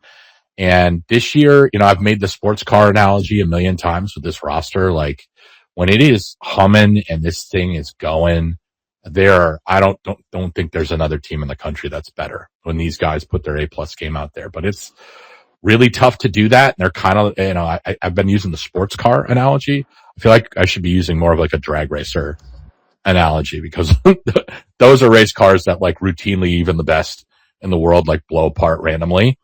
And that's kind of just like what these guys are. I think they have more skill deficits on the team right now than they have mentality issues, even though like mentality, like the way when they play bad, it just looks like they don't give a fuck. Does that make sense? That was so long-winded. It looks like it, but we don't think they don't give a fuck. I get it. I'm not going to, they're wonderful kids. This would be easier if they were dicks, but it's hard because they're great kids and they've had a great year and they can still do great things. And, I'm actually more positive on this show than I thought I'd be. Maybe hearing you have your fucking meltdown has helped Top Balls.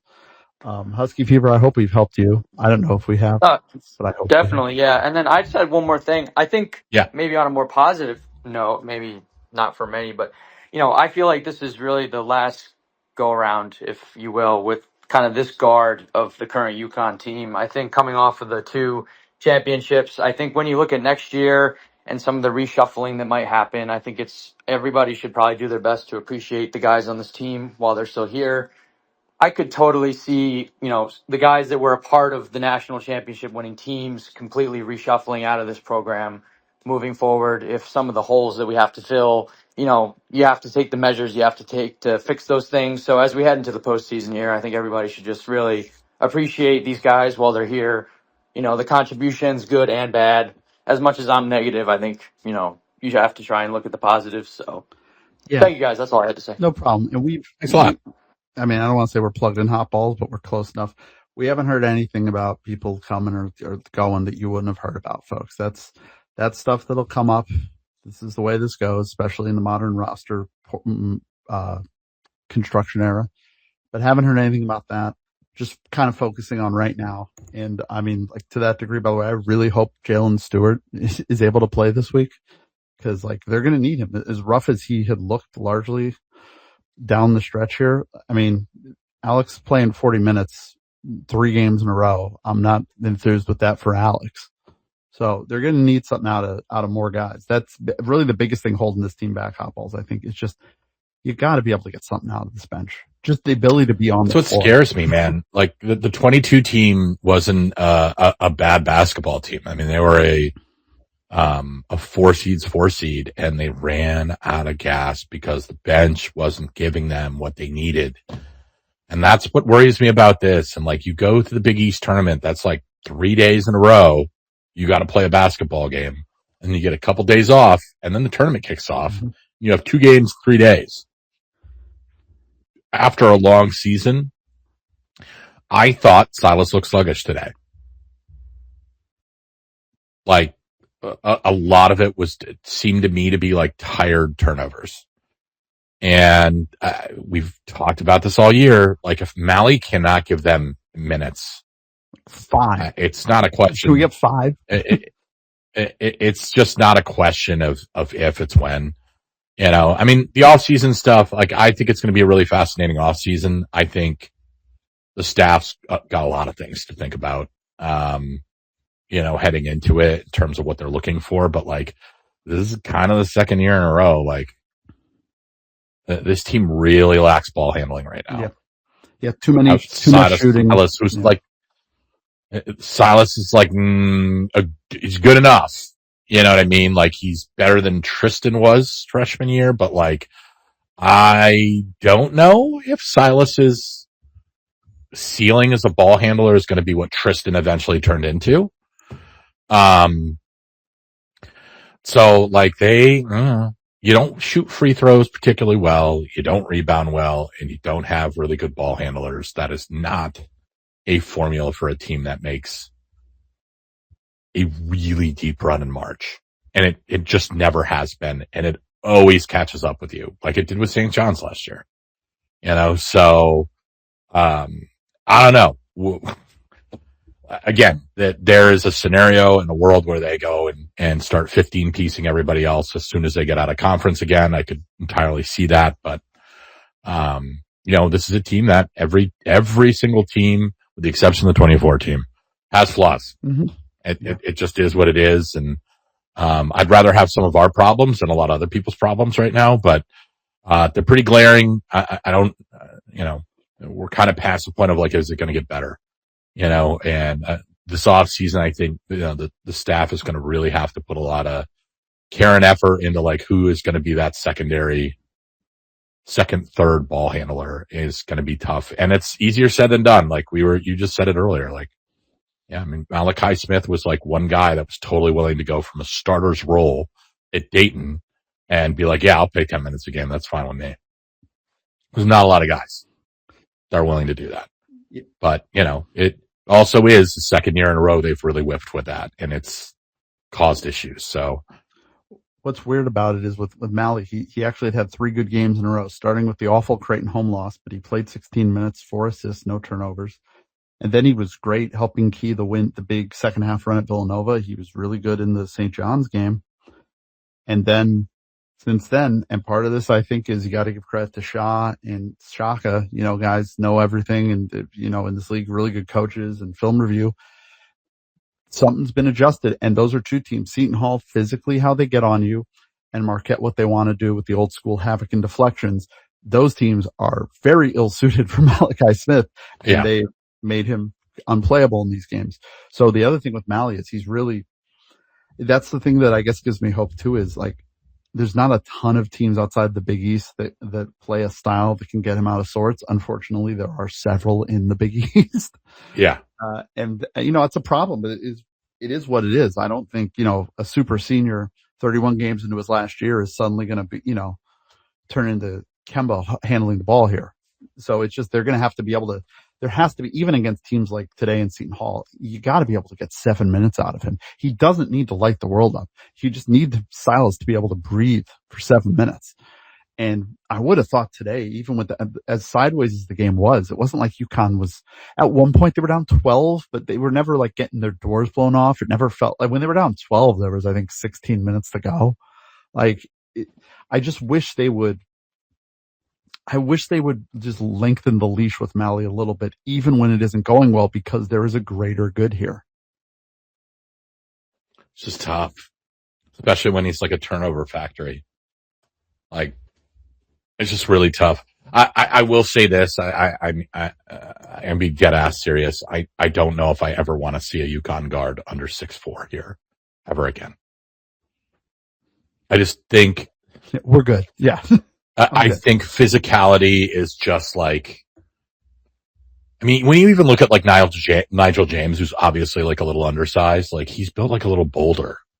You know, like we brought in Mally and Aiden Mahaney, and you put the two of them together, they like kind of make half of what Silas is physically. Like they have, if they are going to go a little undersized, they've got to kind of look like sacrifice some shooting and some offense for like ball security, defense, and some physicality. But we'll have all off season to get into that crap. Yeah, and I just looked it up because I was curious, and his name actually doesn't feature in them. I thought Mally might have. So UConn 16 turnovers today, but they had 6 of them in the first 9 minutes of the second half. Outside of that period, 10 turnovers in 30 minutes, pretty good for this group, if we're honest. But that's the other thing. Like when the turnover thing happens to this group, it happens in bunches. Sad, yeah. That's why it's such a thing that we all focus on. It's not like at the end of the game, you look at it, it's like, wow, 18 turnovers. Like, no, they'll drop 5 in 7 minutes. Yeah. Well, the other thing about this too is actually kind of funny. Like, Michigan's going to have trouble in the tournament too. Like, they don't have a point guard right now. I like Cadeau is kind of that, but like, I'm going to push back on you on that because I know you're saying he's like the least. I know this is wild to say. He's like the least important cog in that thing. You might be right. But he is, but like you guarantee carry the ball and get it to him. Can we have especially that? Especially if you run that much blob action, dude. Like you have to have a ball handler. Dusty loves blob, I think, more than anybody. He does. Oh, does he ever? If I had Axel Lundenberg, I would too. I would too. Every other play is some blob bullshit. It is just impossible to put the plan for. I know what it is for you. You just can't accept that Elliot Cadeau might be good. That UNC thing is just planted in your brain. No, I can accept that he can be like a good, solid contributor on a national title team. He's definitely good enough. He's just not. He's not like a superstar point guard by any means. Like he's not even a point guard. He's really more of a 2. Him turning into a 38% 3-point shooter is one of the funniest things that's ever happened. Like he was fucking.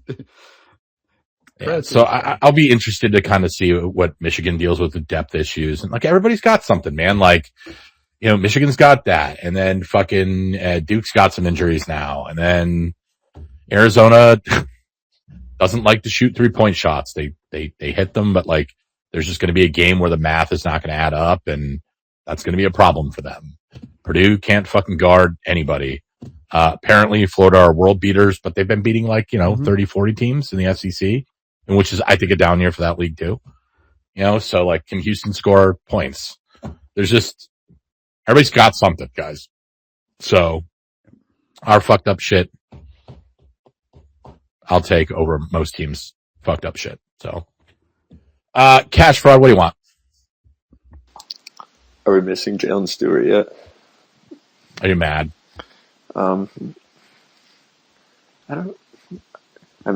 I wouldn't give you guys the pleasure of deactivating my account. So again. Yeah, again. I'm not, I don't know. It just is what it is. Yeah, no Ross at the 4 today was weird, by the way. They ran that a little bit without Jalen and it looked okay. I'm sorry, did we play Terrace Reed and Eric Ryman together today?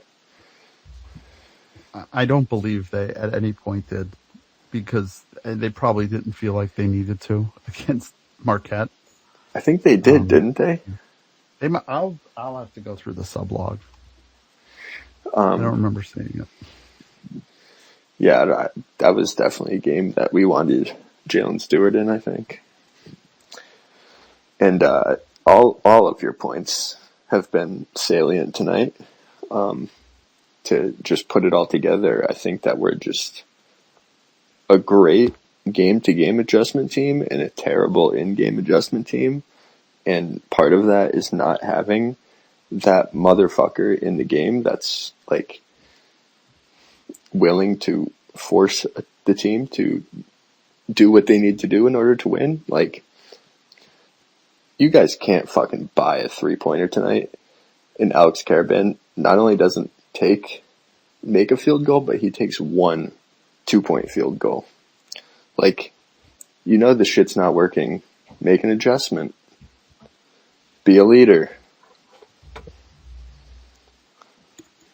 Thoughts? Yeah, it's like it's hard. I mean, it's yeah, Alex could have done better today, but like they're gonna yell at him in like game 134 of his career. They need to wake up or something. I know, but they need someone that's willing to take the reins and be like, okay, this is not working for us today. We need to make an adjustment. We need to approach this differently.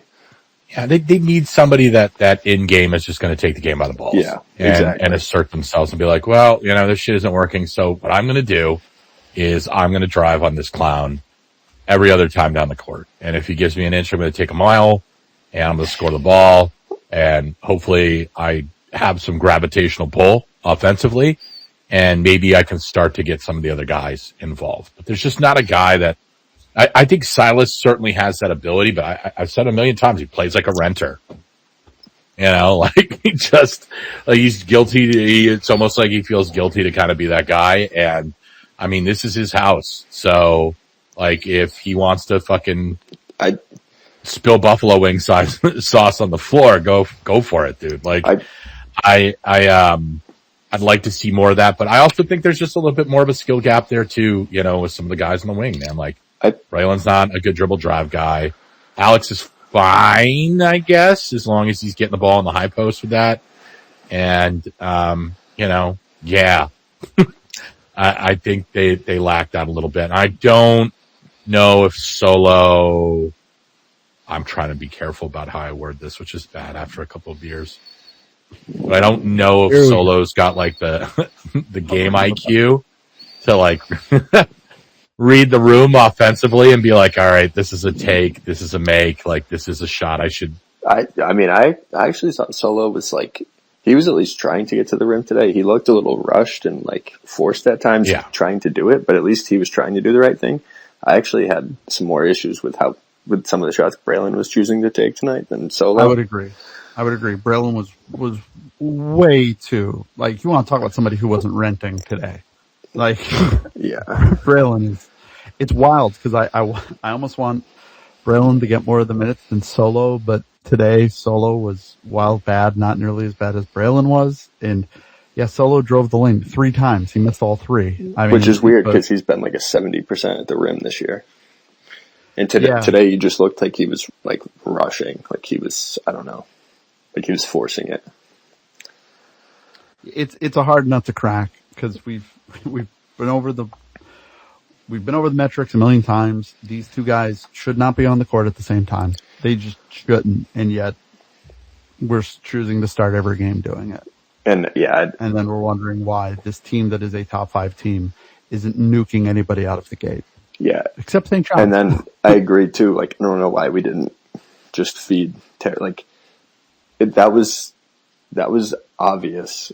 Like minutes into the game, like the very first time that Terrace Reed came out of the game, we went on like a 4-minute scoring drought because Terrace Reed was all of our offense for the first 6 minutes of the game. You remember Hot Balls, the game there in 2023 when Donovan came in the game and it was they could not guard him at Marquette. They didn't at Marquette, and they didn't play him a lot, and they ended up losing the game. But like they had Adama Sanogo. So I kind of got why, you don't want, it's a freshman, like it's an uncomfortable situation.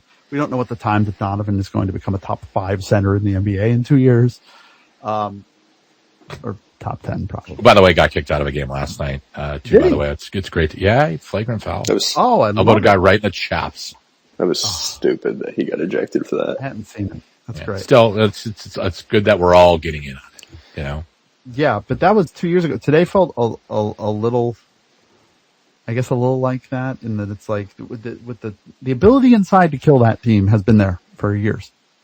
That We never do it. We never well, not never. Dan is now 11-3 against Marquette. yeah, I shouldn't say never. I was actually a little mad that the Big East didn't suspend Dan Hurley because I kind of wanted him to watch a game the way that we watch games and see and process the games that we process them.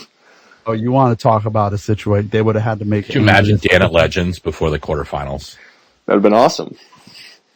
Dan just going full fan mode, sitting up in the nosebleeds, That wearing like a Kemba jersey. would have been sick. Be hand Durley. UConn Andrea basketball calls the fan. league office saying, "You can find him whatever you want. Do not make me have to sit with this man during a game. Please don't do that. Please don't do that. Please don't do that." Talk about It's like, man, the fees on these tickets are outrageous. torturing Andrea. Oh, Yeah, and today, like the advantage on the inside against Marquette should be really fucking obvious. Tara's not. I know they want to build it around threes, and I get it, and I'm on board with analytics and the whole thing. But like, Terrace can't not get a field goal attempt in the last 7 minutes of the game against Ben Gold. Like, what the fuck, man? Like, what the fuck? Just In a game where you're out rebounding them by 15 and you're outscoring them in the paint and everything else, like, I think with this team, with all the weapons, hot balls, and the finely tuned sports car thing, like, they just, if there's a thing they've struggled at, maybe the coaching staff, is they have not had an ability to just fucking make it simple sometimes. Sometimes you just have to do the simple shit. I mean, yeah. Just do the simple thing today. You can go take 33s on Thursday night against Marquette. Fine. But today, can we just kill Ben Gold, please, and get a trophy? Yeah. Can we just do that today? I'm a big analytics guy too, but like, I think that's one of the biggest issues, like, especially in college basketball where there can be so much variation. Like, teams can set the rim tightness however they want. They can inflate the balls however much they want. They can use whatever ball they want for the game. Like, there's so much variation that, like, sometimes within the game, like, the variance is the variance. Like, it doesn't ever adjust back to the mean.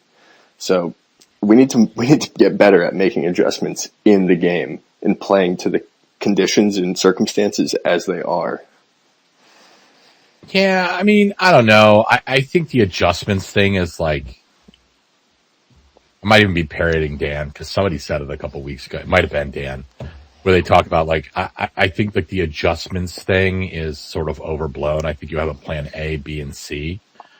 And when you, when those go, like, if you're getting to plan C, things are already going very badly. And like, yeah, like I would have liked to have seen Terrace get more shots, but like, who's getting the basketball today? It's an Like, who's easy throwing the post-entry pass no, right that's now? an easy pass for Siles today against that team. Today they could have figured it out. Could they? I'm pretty confident. He had 16 and 10. Could they? Nobody did. Oh, it would have been nice if Braylon Mullins just hit a lot of threes and didn't. You know, so like, people who could have passed him the ball. you know, so there's just a, I don't know. They took a lot of great shots today. They took a couple stinkers too, but like, I thought on the whole, shot selection was like the least of the problems. They just were slow to have energy on defense until really the fourth quarter of the game. And it cost them. Like, I felt like Marquette gave them every chance to run them off the floor from like the 11-minute mark to like 7. They were just asking for it the whole time. Like, we can't stop this. You know, and this team just has an allergy to like asserting itself physically. You know, and sometimes you just have better players and you're bigger, faster, stronger.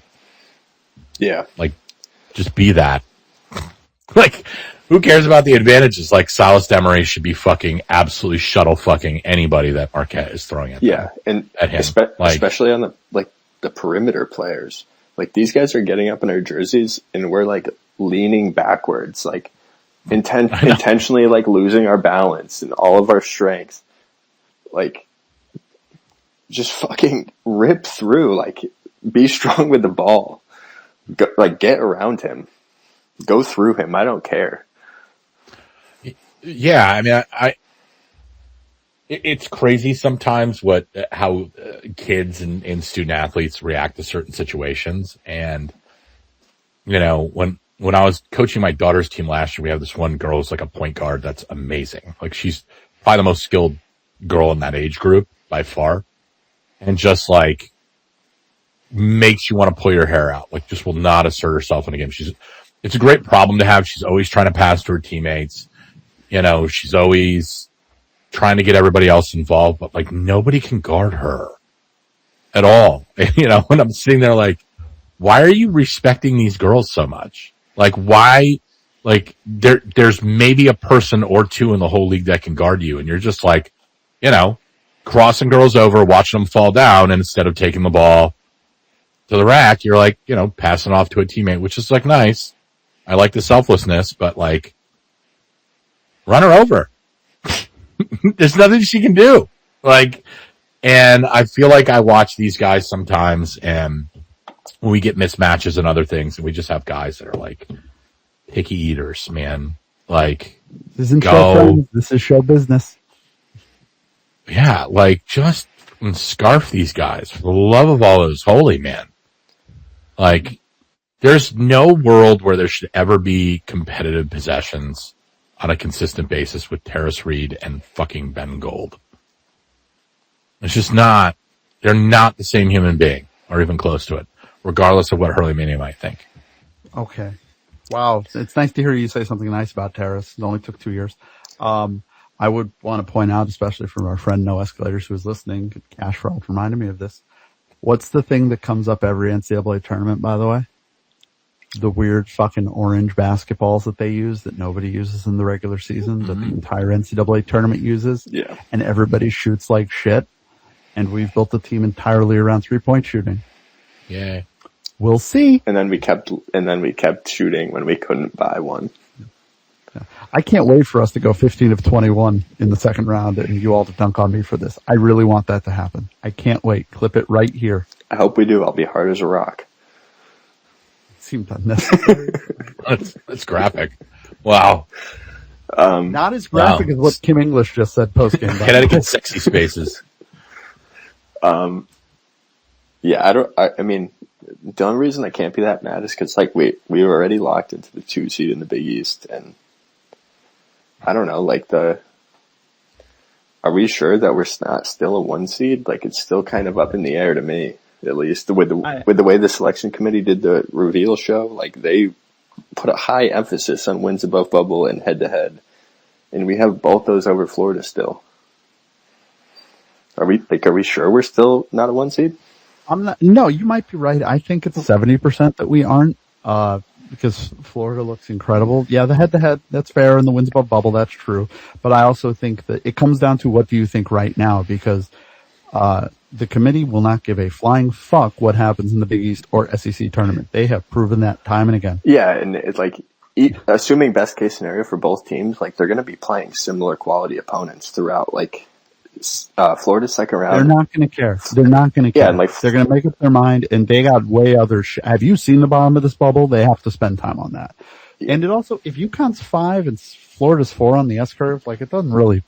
Yeah, it doesn't really matter. It doesn't matter. Because they're going to be in a bracket with a 1 seed quality team anyway. Like, it really doesn't matter which one it is, I don't think. And I forgot because they lost to fucking Marquette today. The WAB is actually close. It's 8.5 for UConn to 8.2 for Florida. So there's that. So that's part of why I think Florida just gets it, and they deserve it. They look incredible. They're in a better league. They win it outright. All that. Totally cool. Don't care. Kind of enjoy the fact that maybe UConn now can be the 2 in the East. Fine with me. Yeah, except Joe already put him in the Midwest, so I don't know. Yeah, what?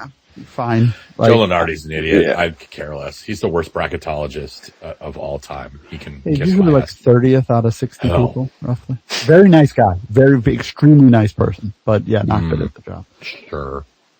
So there's that. Yeah, Hot Balls hates nice people though, so it's consistent. I appreciate that. Welcome. Thank you, Cash Fraud. We'll be okay. And I think that unless we're not, then we're fucked. I don't know. And I think that the 2 players like that should be like the head of the snake for this team that like should be the ones that can take it over are Terrace and Silas. but they're also the two players that were most sort of like, are they going to assert themselves on the game today or not? Yeah, that's the end. But the thing gives me hope is one of them will. You can get a game where neither of them do, and the season's over, and we're having an even more depressing space than this. Yeah, but those are the two guys that are most capable. I don't know what we're going to get, Cash Rod, with these guys. They're really good, but the staff doesn't know. Yeah, they've tried everything, and it's just because those guys are the two like most physically imposing guys on the team for their positions. Because everyone on the team is skilled enough to do it. But those guys also have the physical component, and I think that they need to be tone setters with that physicality. Mm-hmm. Yeah, and for both of them, there's no fallback. Mm-hmm. I mean, Eric's good. He's hit a bit of a wall here. Mally. The drop-off from Silas to Mally is significant.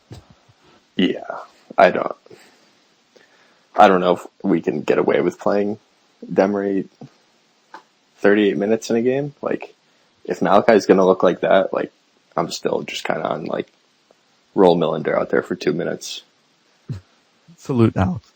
The good news is, famous last words. The good news is, they play a 15-2 game. Silas ain't playing 38 minutes, right? Really shouldn't be. Yeah. So it's really going to be, they'll have him fresh for that second game.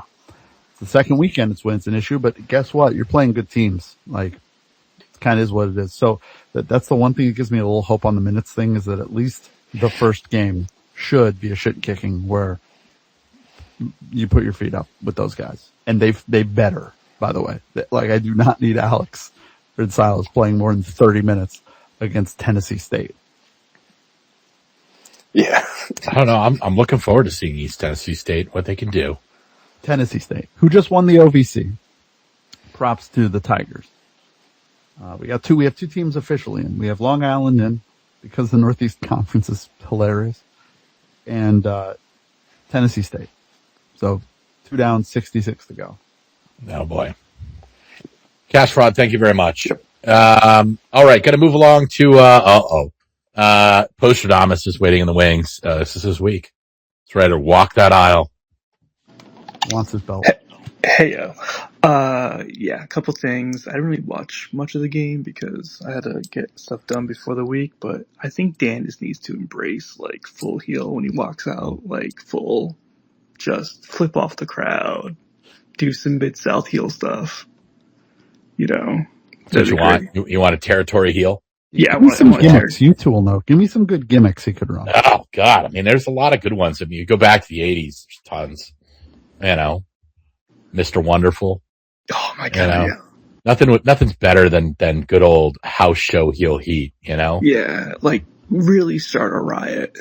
You know? Yeah, I mean, there's yeah, you got to go to Puerto Rico. Always did the best job of like really whipping their crowds up. They would always bring in guys from the outside. Somebody light some shit on fire, and then guys are getting stabbed with piss-soaked knives, and it would get crazy.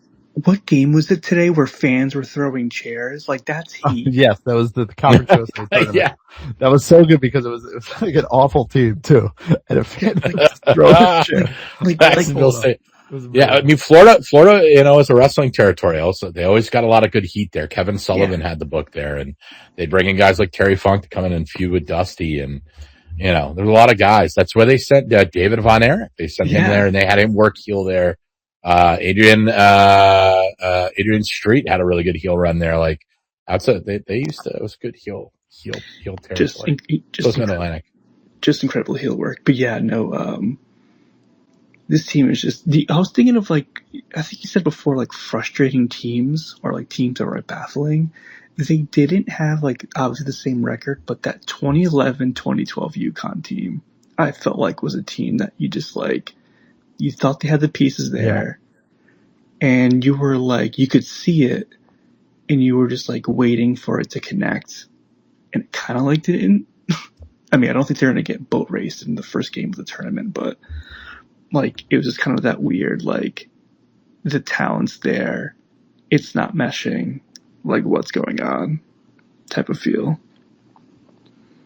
Yeah, it's a little bit of that. They're not going to be in an 8-9 game. That's the good news. Correct. Yeah. They are 27-4. Bears repeating. Yeah, it does have a little bit of that feel because that was a team coming back off a title and adding an NBA lottery pick and Yeah. who played well, but somehow it didn't fully click. I will note back then that was a extremely difficult Big East. This isn't. That's why we're mad about today. We're all bitching about a 17-3 league record. So, yeah, that's the one difference I would note on it. But I think I've seen enough like high moments with this team. This team's had more high moments than that 2011 UConn team did. Probably, if I was going to like put a historical, oh man, I hesitate to throw this one out. But they're not the 05-06 team. They're just not. No, they're not. It's a very different team. I might be willing to go to like the 2000 or the 2003 team.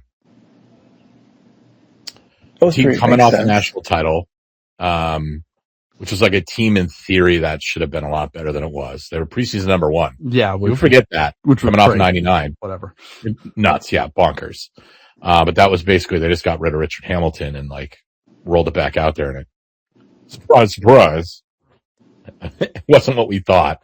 The 03 team, they've got a little bit of a similarity. You know, they're right around the same. It was a team lost to Texas, I think it was. Yep. Yeah. The Sweet 16. In Post East City. Yeah. And like they were like a top 30, 40 offensive team that like never really got out of third gear, but they had enough talent in there. You're just like, geez, man. I mean, obviously everything came together the next year, but, I mean, it was basically the 04 team, just a year younger and like a little bit more annoying and less capable. They never like really busted out. Yeah. And like, and they had some real dog shit losses that year. I remember they lost to, the bad one was I think they got fucking hammered by Virginia Tech. I remember they went on the road and that team was awful. Oh, that wasn't the worst one. That wasn't. It's not. Do you not remember the worst one? Would you like Miami? The worst one? No. Losing by 24 at home to Boston College an hour after the Columbia exploded. Oh yeah, I remember that. Yeah. It was the space shuttle, kids. Look it up. Getting just demolished at Gamble by Boston College. And then they went and lost the next game by 21 at Virginia Tech. Yeah. They like cranked Notre Dame that year.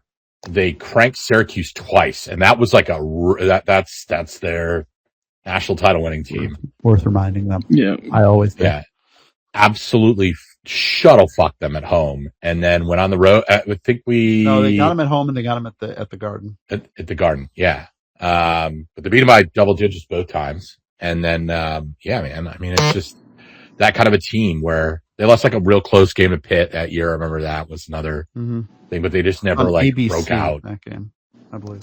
Yeah. Had some really good wins on there, but like just, would let their guard down. I remember they played North Carolina on the road that year too and lost a real close game. So yeah, it was a fucking weird year. But that's the last time I can remember a team being like as weird with results. But this team's 27-4, so like comparing them to the 23-10 team is weird. Yeah. So I mean, outside of that, I'm gonna just have to. I mean, it's all about sacrifice and what you're going to sacrifice for the program, and I'm going to end up sacrificing my body. Yeah, this is your week, man. Soft-spoken guy on Spaces. Yep. There's nothing soft-spoken about Postradamus at the Big East tournament. He may throw up on you. He may relieve himself in an appropriate place. He will more than likely not remember his interaction with you. This is what you lived for, walk softly, carry a big stick. That is you most of the year, except at the Big East tournament where you walk loudly and carry a big stick. Yeah. Shout out Teddy Roosevelt. Yeah. So I don't know. Looking forward to seeing a bunch of people there. And this team is so weird. They literally could win every game by double digits this weekend, or lose the first game by 4. I don't know what to expect, so it's going to be interesting. Could get weird. Let's get weird. It's the postseason. Thank you, Posty. All right, we got a St. John's fan in here. I figured we'd spice some things up a little bit. Sure. I can't remember his name. It's not showing on my stupid thing, but it's like some guy that looks like he owns a muffler. Eric, that's his name. We got Eric in there. Eric, what do you got for me, man? How you guys doing? There's nothing to be ashamed of. Second place to a great team like St. John's. Oh, thank you. 36-4 2 years. There's nothing to be embarrassed about at all. I'm sure you guys will turn it around in the Big East tournament. Probably won't win the championship, but again, you've had a great run for many years, so it's just our time to take over the conference. Still a lot of talent on the team. Not sure how Caravan only scores, was it 2 points tonight? It was pretty bad, but I guess they just didn't want it as bad as St. John's tonight. But thanks for they didn't want to share the championship, so they didn't really show up. My only question is, Hurley's a great coach, obviously, but are you guys ever embarrassed at all of his behavior on the court and everything? And did you think he should be suspended? Any thoughts on that? Are you embarrassed about the fact that Rick Pitino lost an NCAA championship due to bringing recruits and strippers into a dorm that was named after his brother who died on 9/11? Don't believe he was St. John's coach at the time. No, that's my same answer. Not embarrassed at all. No, I'm not embarrassed by it. I think it's ridiculous, but this isn't Gaza. We're going to be fine. It's a fair question. It does look ridiculous. I know it looks ridiculous. UConn is a very talented team. I mean, they wouldn't have beaten St. John's up in Hartford if they weren't. I don't feel like they have the physicality to match up with St. John's when St. John's, has some motivation, which, I think I got the feeling in game 2 after St. John's beat up in game 1 that Pitino was trying not to show Hurley all his tricks. He was taking it easy on him, worried maybe about Hurley's mental, well-being. So maybe wanted to throw him a win. Beating him 4 in a row would have been pretty. That's a tough mulligan. 32 points, don't you think? Again, 1 point, 32 points. Does it really matter? When was the last time we had a Big East champion that didn't score a basket for 17 minutes and 28 seconds? Again, when it's a team that wasn't very physical. When you're letting UConn win just because you're worried about Hurley's mental health, what does it matter how much you lose by? I mean, it doesn't speak well for Rick if his team is point shaving, which is what you're accusing them of. No, I'm not saying point shaving at all. What you're saying. No, I'm saying that he decided to, that game wasn't important to him. He wasn't going to show any tricks up his sleeve, but he will be showing them on next Saturday night. It's location-specific coupons, including $5 off online bookings, 10% off for hometown heroes, military teachers, and nurses, and discounts like $17 off a service over $100. Other common deals include free inspections, brake specials, and synthetic oil change coupons. Check the Meineke website by entering your zip code for the most accurate and local office. Welcome to Meineke Mufflers. And go fuck yourself and suck my dick, buddy. I actually thought he was fine, but he was fine. It was a good ad read. I mean, I just want to add the brake pads thing in there. Whatever. I don't care. Honestly, I talked to a lot of St. John's fans in there, and that could troll a lot better, and that guy fucking sucked. Yeah, that was bad. Like, if you're going to troll, just do it. Just do it. That was just such a bad fucking I'll troll. play around with it. We played like shit today. Like, not do high level. the thing. Don't start troll, it well, no, but you have a good team. Like, no, come on, dude. Just do the thing. Come on. You can't troll people when you get trounced by 32 points. You can't do that. I mean, you can, but I wouldn't advise it. Can, but it's not advisable. Oh my God, every team on the bubble lost today except for one. Sorry, I'm just paying attention to other shit. Texas, way to go. Oh my God. Texas lost to Oklahoma. They want to expand this tournament? Jesus Christ. No, nobody's going to want to be in it. That's the problem. Half. Speaking of nobody wanting to be in something, Happy Rat. Phrasing. What do you got for us? The guy that you just told from St. John's to do those things, was that sponsored by the Wiener Winer line? That was Meineke Mufflers. Oh, I just looked up a brake pads thing. They all own a You chop shop. found that so fast. Yeah, okay. no, all you gotta do is you go and you look up Meineke, No, mufflers. no, that's good. I didn't and think the Martin Rossi's people would like appreciate the. I don't think Well, I that's mean, what they the were sauce, advertising for. the sausage and well, auto parts industries don't often intersect. Happy Rat, but thank you for considering our advertising yeah, they situation. overlap. Right, Thank you. I do appreciate was it the O'Callahan family I'm talking to? Oh my God. Okay, wow. it. Oh, jeez. Sassy rat again. Thoughtful rat. Sorry, that was uncalled for. I apologize. It's a bad day for all of us. I don't let accept it your get to me. apology. Thank you. Move on. You, I was kidding. Keep going. Stop being emotional. Happy rat. Let's out with it. What do you want? What do you got for us? I got nothing. There's nothing like it's the tournament time. Like, Okay. You just came on to vote present. Like, what are we doing? yes, What do we doing? I just wanted to have a choices? quorum. I thought this would help. What are we supposed to say? We're doing recess appointments for Happy Rat. That's great. Thank you. Happy rat, sergeant at arms in Congress here. Without objection, it is so ordered. He's got all the rules. I'll see you guys on Thursday. It'll be ugly. Here, I got something you can talk about. Have you seen the poor Kim English's quotes tonight? Oh no. Oh, I did. Yeah. Quote, but background, they lost 80-79 to Georgetown. I think they missed a free throw with 1 second left. He gave an Ed talk tonight. Kim English, we're playing basketball. I get to coach a basketball game at Madison Square Garden on Wednesday night. Tehran, Iran is pressure right now. Living in Haiti or Gaza is pressure right now. I mean, he's not wrong. But good perspective. He has perspective, and he's been treated like absolute dog shit by the athletic department. Look, he's got to go and stuff because of on the court results, but like the way Steve Napolillo I tweeted it, the way Steve Napolillo has hired this whole search, from knowing a little bit on background, is fucking embarrassing. Like, just messy, out in public, taking counsel from NBA coaches and like talking to the big names who are open for the job, and everybody fucking knows it. Like, not running interference the way you're supposed to on this. There's a way to handle this. And Kim's not a great coach, but he's a good person. And to just dangle him out there like this with this, we're going to fire him, but we don't fire him bullshit. I'm going to sound like, I'm going to go full Kevin Keegan. I would fucking love it if we faced them Saturday night somehow. And he just rams it up Province's ass and somehow wins the auto bid, even though that would suck for us. I would love that, because this is a joke, the way they're handling this. It's fucking embarrassing. If you want to get rid of him, just fucking fire him. Don't make him have to go out there and take these questions. And now he's going to deal with this shit Wednesday with the whole league media there. Yeah. I can't wait for the quotes from fucking every league coach on Wednesday about Kim. That's just not how I did appreciate it. It's just uncalled for.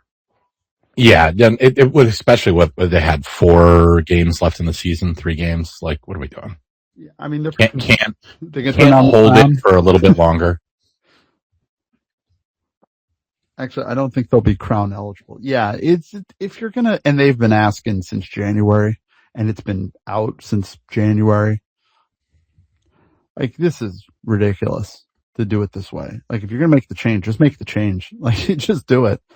But now they gotta drag him out there to do these fucking press conferences. Now he's talking about Tehran and stuff. And I just feel for the guy. I mean, even though they should make the change. Not disputing that. But like, he's a good person. He's a human being. And it's easy to say, well, he's gonna get a big bag of cash to go away. Yeah, but you've beaten the shit out of him on the way out the door. It doesn't seem necessary. So I feel for him. I mean, well said. It's hilarious that this is what he's falling back on, is the biggest humanitarian, like, I lost. Okay. Top 2. He picked 2. It's amazing. It's very good. He's not. Yet having spoken with him, like, been an acquaintance with him, he is a person of faith. Like, that stuff does impact him. And I think that perspective he puts out there is actually, he really thinks that way. And unfortunately, I don't know if you can think that way and be an elite college basketball coach, because it seems like all of them are psychopaths right? But that is the sort of the way his mind works. And that's why I think it's not just because it's easy to shit on Providence. Like, I think it's legitimately just a bad way to treat a decent person because you think he's a bad basketball coach. Like, it is a lack of perspective. And if you've got the, 11, 12 million it's going to take to cover him, just fucking do it. How do they have that money? And you can make Ryan Gomes the interim head coach, and you can galvanize the fan base, and you can rally around a team that is a great offensive team that is a defensive tire fire. They could have done that and rallied, and maybe something happens magical. Instead, we're just going to get this, whatever this is, dragging him out there in public after they do it. But they do lose in really embarrassing ways. We'll say that. But maybe hot balls. I still think they're the live wire this week. There's something about that Providence team that I think if something really weird happens, I think it's them. I don't. Yeah, I'd probably put them at the top of but I would pick them. Go ahead. I am probably there with you. Like, I think they have the chance to like go 20 for 22 from 3-point range and do some really crazy diabolical shit. They've only got to play. I'm telling you, you can say what you want to say about that. That noon game on Sunday at the Garden. Thursday, yes. Jesus Christ. Beers are catching up now. Take a moment. Yeah. Those.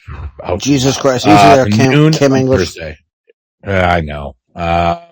So, yeah, Thursday at noon. It's a tough game. It's weird energy in that building. I remember we were behind. Yeah, we were down 9-0. We were down 9-0 to Xavier in 2024. Yeah, like it's a weird vibe, and I hate the noon game. Yeah. But I remember going there. When was it? Was it 22? And probably. Here's the thing: we never win a regular season title, so it's not usually us. Yeah. So. Providence. Yeah. So I remember Providence the year they won the league. Yep. They dropped one there. Like I was at I think it was 06. We dropped to Syracuse, didn't we? That was the noon game. Yeah. That's a fucking weird slot, man. Like nobody's just to have that Big East vibe at noon on Thursday. It's the hangover from Wednesday. Everybody's like, it's weird to drink in the morning. You'll manage. You'll find a way. You'll power through it. I mean, I'm not going to have to worry about it this year because we're playing at 7. So yeah, everything's good. I think everything's in like fun for us. Yeah. What's that? I think the league should really flip this. Like, they don't need to go as extreme. I don't know if you haven't. That's a dumb statement. I know you haven't. The ACC released their bracket and they just straight up are TV protecting it. They're putting Duke and Carolina at night. They don't care that they're the 1 seed. I think the league should absolutely make the 4-5 game the early game, and I think it's stupid that it isn't. It's more rest. It's 2 hours, and if you play the 4-5 game first, which is usually a really tight game, you've got a chance for some energy in that building. You've got St. John's against somebody who stinks at 12 o'clock on a Thursday. Like, tough one. They should just flip those 2 spots going forward. Like, that's me doing organizational, like, fucking admin shit. They should flip those spots, but whatever. I almost wonder if they should just have teams play later, but I mean, that's 9 o'clock start, 8:30 starts like tough. Yeah. Probably not a realistic ask for a 2 seed. I don't know. I mean, I don't want to play the 9:30 just because I don't like having to wait that long. And they did the semifinals are a little earlier now because they got them all on Fox. So yeah, in that regard, the rest thing, but I mean, if I'm a 1 seed, I'd rather have 2 hours less of rest than go into it. And so many of St. John's games have been electric at the Garden this year and everything. Thursdays, like, that's a big ask for that fan base. You know, it's a big ask for any fan base. I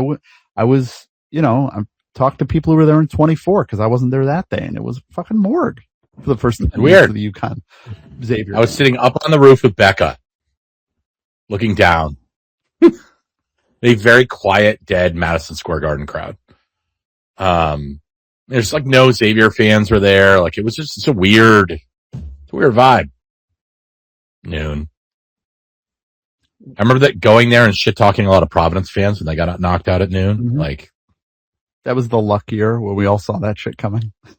Yeah. Oh yeah. No, it totally was coming a mile away. But like, that was also another one of those like really funny kind of It was just dead in there, dude. It's weird slot. I am not Cope maxing right now, for the record, with the 2. I'd much rather be the 1. We've been Nigel than the Mogg. 2. We've been Nigel James Mogg. I'm not. Yeah, no mogging here. Yeah, Nigel James mogging all day. This is such a quotable. But I am not. I'm not 2 maxing. I'm not doing that. But I don't like that 1 slot. It's not been kind to a lot of people over the years. It's a weird. Especially they got to play Providence. That could be weird because Providence fans do like to drink at 7:00 in the morning, and that's all they have. I don't know if you remember the last time Providence and St. John's played a basketball game. It was okay. They got along. Not friendly. So we'll see. Duncan Powell's suspension, I think is over. Has he been playing again? I haven't had the time to pay attention to Providence since that happened. That could be his game back, couldn't it? He played tonight. Duncan Powell. Oh, he did. Rested, ready for God knows what. It's his second game. St. John's is kind of the same as us, I think, a little bit. I'd be more worried about them with shitty teams than them against us, and vice versa. I don't know. And both teams that like to. Yeah, the other thing is it's a Providence team with nothing to lose now. And given what they did on the last game, I expect St. John's to win. But I'm at a mindset of I'm very interested to see what refs, if that game happens, because they have to beat Butler. Who does the league put on a Providence St. John's game, given what happened? Oh, you can't do breeding because you're gonna whip them up. Just issue everyone a technical foul at 1 second of the first half. Say, everybody, you've got one. Both teams. If I'm Kim English, I go totally nuclear on that. That my last tech at Providence, I'd get one for the ages. He starts Duncan Powell, right? There's no question. There's 100% chance he starts Duncan Powell. Oh, you have to. I mean, who gives a shit? What are they gonna do? Fire you? I'd go out Leroy Jenkins. They might get knocked out by Butler. Yeah, that's the thing. We never get what we want. It's gonna be Butler. It's gonna be fucking Kyle's team, which went nuclear today, is gonna knock Providence out and take away something fun. But I think with what a rough year it's been for the league, I think we all deserve Providence St. John's 3. However the fuck that looks. I don't know what that's going to look like. I don't know if I want to know what it looks like. We got Ryan Patrick Esquire, King of the St. John's speeches. Here we go. It's a Sunday soft. Singular, the host of the singular Big East regular season champions, St. John's Red Storm. So single, not plural, singular. Unfortunately for us. Is he there? I don't think he's there. He was here and then he wasn't here. I'm blaming the app. It's going good. Ryan knows what he's doing. This will be the app. Yeah. Hopefully this is some good yapping. Oh, no, he's not there anymore. He was there and then he wasn't. It's disappeared. It's too good for this space. It's like these second place underlings.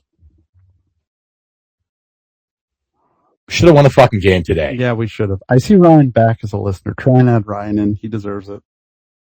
We gotta sit here and eat shit. I'm gonna man up to it. Hey, sorry guys. No, it's okay, Ryan. I'm glad we got you. I'm Spaces gonna take it. Spaces is a trying interface. Yeah, it's not exactly at its technological best in the last couple of years, Ryan. You know that.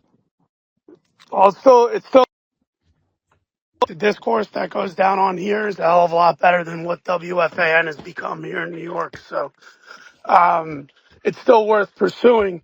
Look, I thought Danny should have gotten suspended Thursday.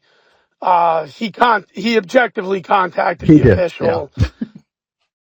I'm not trying to. There is no crybaby end of it. The issue is that Danny has taken the line so far in terms of media timeout interactions with officials, rank and file, up and down. You can't go at those guys the way he goes at them and it does impact the game. And I always thought Gaffney kind of pandered and was a person I wouldn't want on the crew if we were playing them,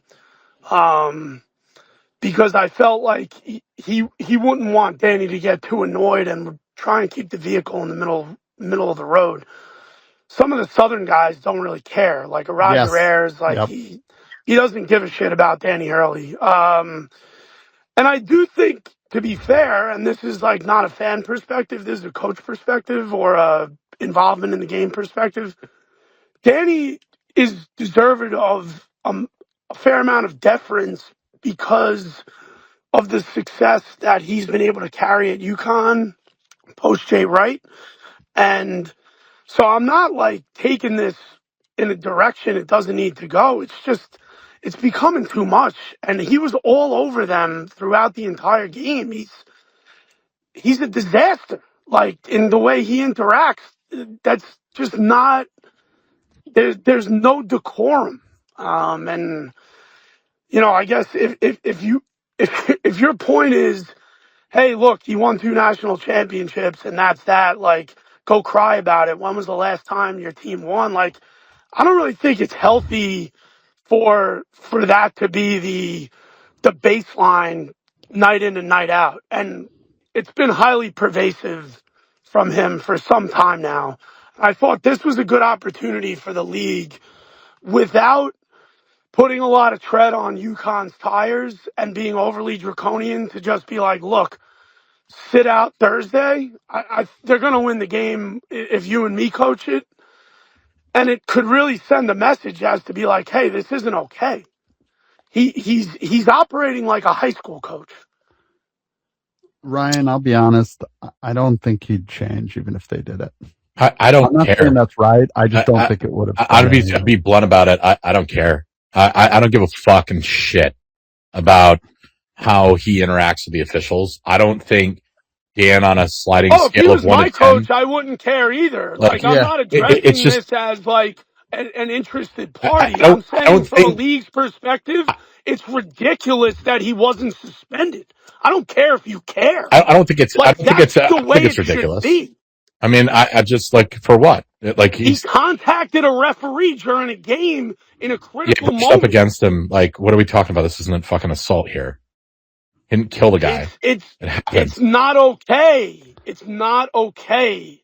And if he's going to stretch the line so far, where they held him accountable every instantly. Media timeout, he's out beyond the midline talking to these guys and getting in their face. To be honest with you, I'm surprised Kamani Young hasn't turned to him on one of the many instances where it's like this fake hold him back and said, hey, Dan, on national television, if you're going to continue to tell me, like, that's just get off of me, don't touch me, I'm just going to crack you. Yeah, no, Ryan, the fact that Kamani hasn't done that other coaches don't do, and I think a mountain was made out of a molehill after Maui last year, where he fell down, and then everybody had a jerk off thing about it.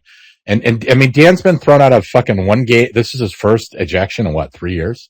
He's had like 2 or 3 technicals in 4 years. Like, what are you even fucking talking about? His behavior is not adjudicated since he's won a national in what way? His behavior is not adjudicated in a way that others are. I've seen Thad Matic get thrown out of Carnesecca Arena for stepping on a guy's toe by accident. That was really funny when that happened. I remember that. That was you know what? He didn't want to break stride, so he just basically said like "your mama," and they were like, "You know what? Keep going, buddy." Thad got a really good rejection at Carnesecca a couple of years ago. So like that's the point. It's just enough. Coach the team. You do a great job. You have a great program.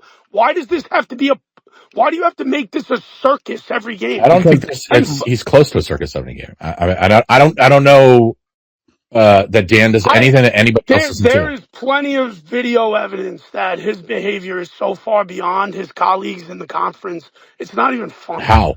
I mean, he's been in the bottom half of coaches and technicals the last 5 years. He's not even in the top half. I think he's a bottom that's a subjective metric. Like, I mean, we're just like, I just think there's a mountain that's been made out of a molehill here because, he's won 2 national titles and he's like a super animated guy. in an industry that, I'm just being honest with you, dude, like, it's turned into a bunch of hair goop guys with 3/4 zips that are all trying to, like, copy each other and, like, be high and mighty. Like, there's nothing that Dan does now that wasn't, like, completely the norm, fucking the 80s and 90s and 2000s. Like, there's just nothing about him that, like, sticks out other than the fact that he's won 2 national titles and he had the So the idea is to just be Bob Knight and throw chairs on. Has he ever thrown a chair? Ryan, has he ever thrown a chair? Has ever thrown a chair? Has he ever bought prostitutes for his players? Yeah, I didn't think so. Has he ever had an NCAA tournament win vacated or 6? Has he ever been investigated by the tapping players? Has he ever been investigated by the FBI for fucking wiretapping players? Has he ever gotten a former assistant coach railroaded out of the sport? So the has he ever been extorted by his coach by a head coach? When the coach was. Are you just going to keep talking over me? Well, there's so many examples of bad things that he hasn't done, so I could go all night. There's 9,000 things he hasn't done that your coach has done. But including the reality is our coach has not done any got of that. Fucking banished to Greece because there's fucking hookers, dude. Like, are you fucking kidding me? He was coach in our fucking show, and you're gonna be like, his decorum is really. He contacted an official. You get suspended for that. He was in fucking Greece coaching AKC shish kebab. Period. Because he was buying fucking hookers and banging his assistant on an offer. For are you fucking joking me, dude? You're and the commissioner didn't have enough to do it. Done. FBI, Bruce Pearl wiretapped guys. Fucking Sean Miller threw his fucking. We're not talking about Bruce Pearl. We're talking about your coach jail. who can't control himself. You'll be lucky if your coach survives what's going on right now and continues to be your coach. Survives what? You're you lucky think if he's your getting coach fired, Ryan? You think he's in yelled at trouble of losing his job because he chest bumped John Gaffney? He should be suspended for one game. I think he should. Ryan, I agree with you. Ryan, I Explain agree to me with how you. that's unreasonable. Ryan, I agree with How you is that that unreasonable? He should be suspended. I agree he should be suspended. I don't think he's in danger of losing his job over it. Nobody said that. He should be suspended for a game. You don't think he'll be our coach much longer, Ryan? Yes, you did say that. He went on a podcast and said he thought he was going to have to quit because he can't take it. Right. Oh, yeah, we know about that. I thought you meant because of the thing And that today. behavior today indicates he can't take it. He's a disaster. He is a disaster on the national titles. He's 27 Coach your team. Ryan. Coach your team. He's 27-4. He's pretty good at it. He's gotten 3. He's an outstanding coach. Percentage in the last 4 years. Coach the team. Stop contacting referees. Stop pointing at people's faces. He's never done it before today, Ryan, so I think we'll be fine there. He's never pointed at an official's face? He's never contacted an official. He's called officials clowns. He's demeaned them. He's cursed them. Officials clown. Dude, if you watch college basketball outside the last 3 years, I know this is a new thing, this winning thing for St. John's fans, but have you watched college basketball last 3 years? He shouldn't be leaving his huddle every time out to try and lobby for nonsense. He called a college basketball official a clown. The team. The St. John's coaches coach their team. Do you think Calhoun ever called anybody a clown? Do you think your coach runs under the basket? I'm aware that nobody a clown. Ryan, I'm aware that nobody in the sport at all respects Steve Mazziello except your head coach. So you're like, he doesn't coach the team. That's why they win, because he's a fucking shit coach, by the way. So yes, you're right. Rick is much calmer. I totally agree. He has mellowed out in his old age. He's so Rick Pitino's a bad coach? I didn't say that. Rick's a good coach. What did you just say? I said Steve Mazziello is a shitty coach. That's why he doesn't do anything in the fucking huddle. By the way, has been a good coach in his own right. 20 years ago, and he runs offense like fucking high school. He's our assistant coach. He's an excellent assistant coach. Your assistant coaches spend half the game holding your coach back. Wait, you just told me that they don't. You just said why doesn't come on. All I watched today was your assistant coach hold him back, and he said, "Don't touch me. Don't touch me. Don't touch me. What are you talking about? Don't touch me. Don't touch me." That's what I saw today. Yeah. All right, Ryan. I saw a disturbed human being who touched an official today, which is strange. And he's not suspended, Ryan, and he'll see you on Thursday. I don't know. I thought he should be. I don't think he's going to see me on Thursday. I'll be there. Yeah, I agree that he should have been suspended for it, Ryan. I try and be fair. I really do. I try. I know I'm a UConn guy, but I really do try. I thought he should have been suspended for it. I just don't think it would have changed him. Yeah. And But let's bring care this either. back to the center. I just don't care. Did he deserve to be suspended for the behavior? I said yes. One guy is saying I don't care. The other guy is saying Probably. I'm okay if he was suspended. Ryan, Probably. Ryan, I this mean, might probably blow deserve that to was be that was don't the care point if I he left. was. Ryan, this And will that's it. probably blow the minds of the St. John's fans since none of you can do a single fucking independent thought since 1991. But we actually have different I have opinions plenty on of things. independent thoughts. I'd be happy to rap with you by yourself on a podcast anytime. I know And because I you have need plenty me of for the numbers, independent Ryan. I thoughts. get it. I see what the And Sunday I sauce could does. It's break. really Yeah, sad. no, I've It's asked you to really come on, sad. and you had. And by the No, way, you you've never haven't been spoken able to to Mike come on. Francesa. He doesn't know you. Cut that shit out. You're friends with Mike Francesa? No, but you say you are, and he doesn't know you. Ask around How about do me, you? about who I know in the media. You talk about talking to Mike. No, you haven't. Who did No, you I? haven't. When did I say I know Mike You Francesa? I talked think my two tweet space was ago. You I talked said about you hello to him for interacted the with third Mike time in after a the St. year. John's UConn game. I said hello to him for the third time in a year, and he said he didn't recognize me. That's called comedy. No, usually That's people called laugh at that, self-awareness. Ryan. I don't know where you're going with this, No, but people usually laugh at comedy, Ryan. But you can read up. There's books on it. You can learn. I believe in you. You do really good content on I St. do John's. quite You well, can do it. brother. It's all good. I don't know why you're making this personal. I'm not.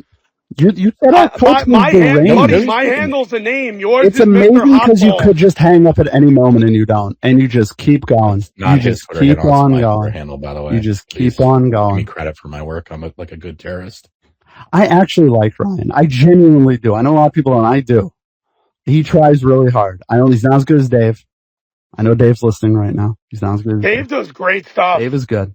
Dave, to be honest with you, was on the podcast thing before anybody else was in the St. John's He group. did a But I don't know why that would draw a comparison between me and Dave. Like, we do totally different stuff.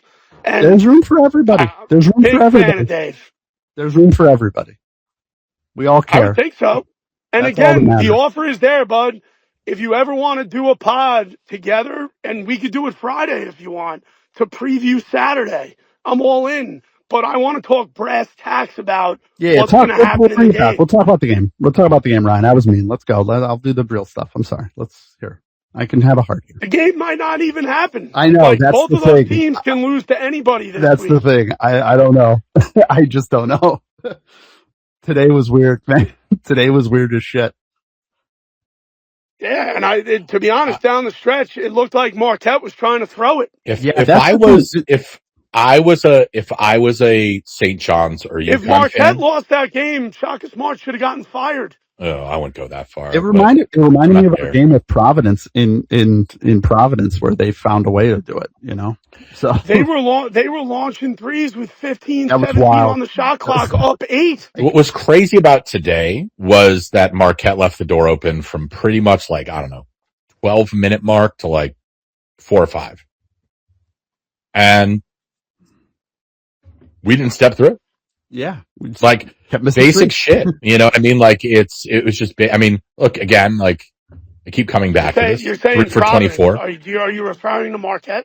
Marquette. Yeah. Did I say Providence? Yeah. Yeah. Fuck. I've been drinking a lot of beer. So, but yes, Marquette. Am I the only sober one here? Yeah, absolutely. No, I'm sober. I wish I was. Watch what happened on TV? Are you kidding me? I'm sorry? Did you not watch what happened on TV today? Are you kidding me? Ryan, we watched our team chuck away a Big East title by losing to an awful Marquette team. The last place team in the league. We're drinking. I think that team's a lot better than you give They them credit. played really well the last month. We pulled the metrics on it. They've been a top 15 team for like a month and a half. And I also think that venue's a lot harder than you think it is. It's not a last place venue. I mean, like anywhere else you go. You're normally right, Ryan, but it was dead. There was nobody there for fucking senior day there. Yeah, all the pregame tweets were like, dude, I've never seen a place this dead. Our beat writer said it, and a bunch of students were like, Jesus, dude. But it just is what it is. Shit happens. It's funny though, because and I don't know how you feel about it, Ryan. I would feel more confident. I think if you were gonna pull St. John, this is gonna sound silly, but if you were to pull St. John's fans, UConn fans, I would feel a lot better against St. John's than I would against somebody farther down the standings. I think the matchups in this league are very weird this year. I felt great about the UConn matchup, obviously after the Garden I thought our length really bothered you. It was probably more so just home road stuff. Going down to your place, that home road stuff was on full display, but you guys played out of your minds. I think there's just so many variables if that game is to happen on Saturday, what the building looks like. Is it anybody else besides you? It's probably a St. John's home game. You know, they struggled tremendously when the game was in Hartford, just even opening their eyes. And I don't think great teams, like really great teams, ever lose games like that. But St. John's is a very good team that could beat a great team on any given night. Yeah, I think that's fair. Are you So guys I'm not worried. You don't want any part of Providence again, right? That can only be just bullshit at this point, right? That can be from. no doubt that there's certain teams in the league we match up incredibly well with in the Thursday, Friday, and I think your goal for Thursday and Friday is to put as little tread in the tires as possible. So, yeah, obviously you want to see Butler more so than you want to see Providence because of the baggage you're bringing from the last game and just the overarching Bryce situation. You just don't need it again. But I don't know. I sat next to Ed Cooley the other night. Like, these guys can all kind of coach and figure out the one thing they want to go at for 20 to 25 minutes. And if they hang on long enough and it gets to like 7 or 8, like it did for you guys today, like, I think your portrayal is like, I'm coming on here to like flex on St. John's vis-a-vis UConn. Sorry. Yeah, you wouldn't. You're not like that. If you do that stuff, then like you're walking yourself into a potential disaster on Saturday on both sides, by the way. Like, there were a lot of people in the UConn fan base flexing coming into the Garden, and we won the game. And there was a lot of St. John's fans who thought the Hartford game was going to be a repeat of last year, and it was going to be easy to just stroll into your building and win. And it wasn't even sporting for the final 20 minutes. I'm a sports guy, so like stuff like that happens in sports. Yeah. Teams get cracked. Great teams typically don't, but very good teams can get cracked. Belmont is Ken Palm 50 whatever. Absolutely Neutral site, playing the worst team in the wild. league or whatever. They lose by 20 and their season is over the other day. So they were a very good team with a very good coach who got smoked. I think a lot of what goes on Thursday and Friday is going to inform what Saturday looks like and how different folks feel about Saturday. And I want to underline in red pen that I don't feel good about it being UConn St. John's, and that is not mutually exclusive. I think you guys could lose one. I think Ryan? Who do you think is like you're not geared up for the Seton Hall DePaul Big East Championship game? Yeah, like now, great. Like we get to beat. We have to beat Seton Hall for a third time. Yeah, it's a weird. They're both they're very different, and they're also the same in a lot of respects, where they play down to their competition. Yeah, Ryan, who do you think is like the live wire here if something happens and it isn't UConn St. John's 3? Like, who's the other team that you're like? I don't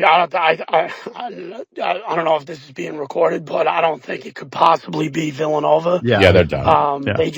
They're dead. They just are this innocuous team that has a good enough resume to get them there, but are so uninspiring. Like, there's zero intimidation factor with them. What's his face going down kills them? Hodge. Yeah, the Hodge injury is a killer. Yeah, well, Hodge is kind of like a poor man's Mullins, I would say. Like, he can make like that NBA type knockdown three when you need it and plus up, and he's got a ton of length. So yeah, they're obviously going to miss him. I don't know, man. Providence is problematic for us. The coach did a terrible job this year there, and they have a ton of talent. But you know what? I mean, I was at the Georgetown game the other night. You're down pretty heavy in the second half. The difference is when you have a coach like Rick, and the same has to be true for Danny Hurley. Up until the T, I thought you guys were going to take that game to overtime because that's what teams with coaches do. And who have that program in place. That's the difference between 12-8 and 18-2, both ways. Yeah. So that's kind of where I'm at with it. I'd love to see a round 3. I think the low hanging fruit is the vitriol. I come at it more from a Big East perspective, where I think for the health of everybody involved, like somebody's got to kind of get his ass under control.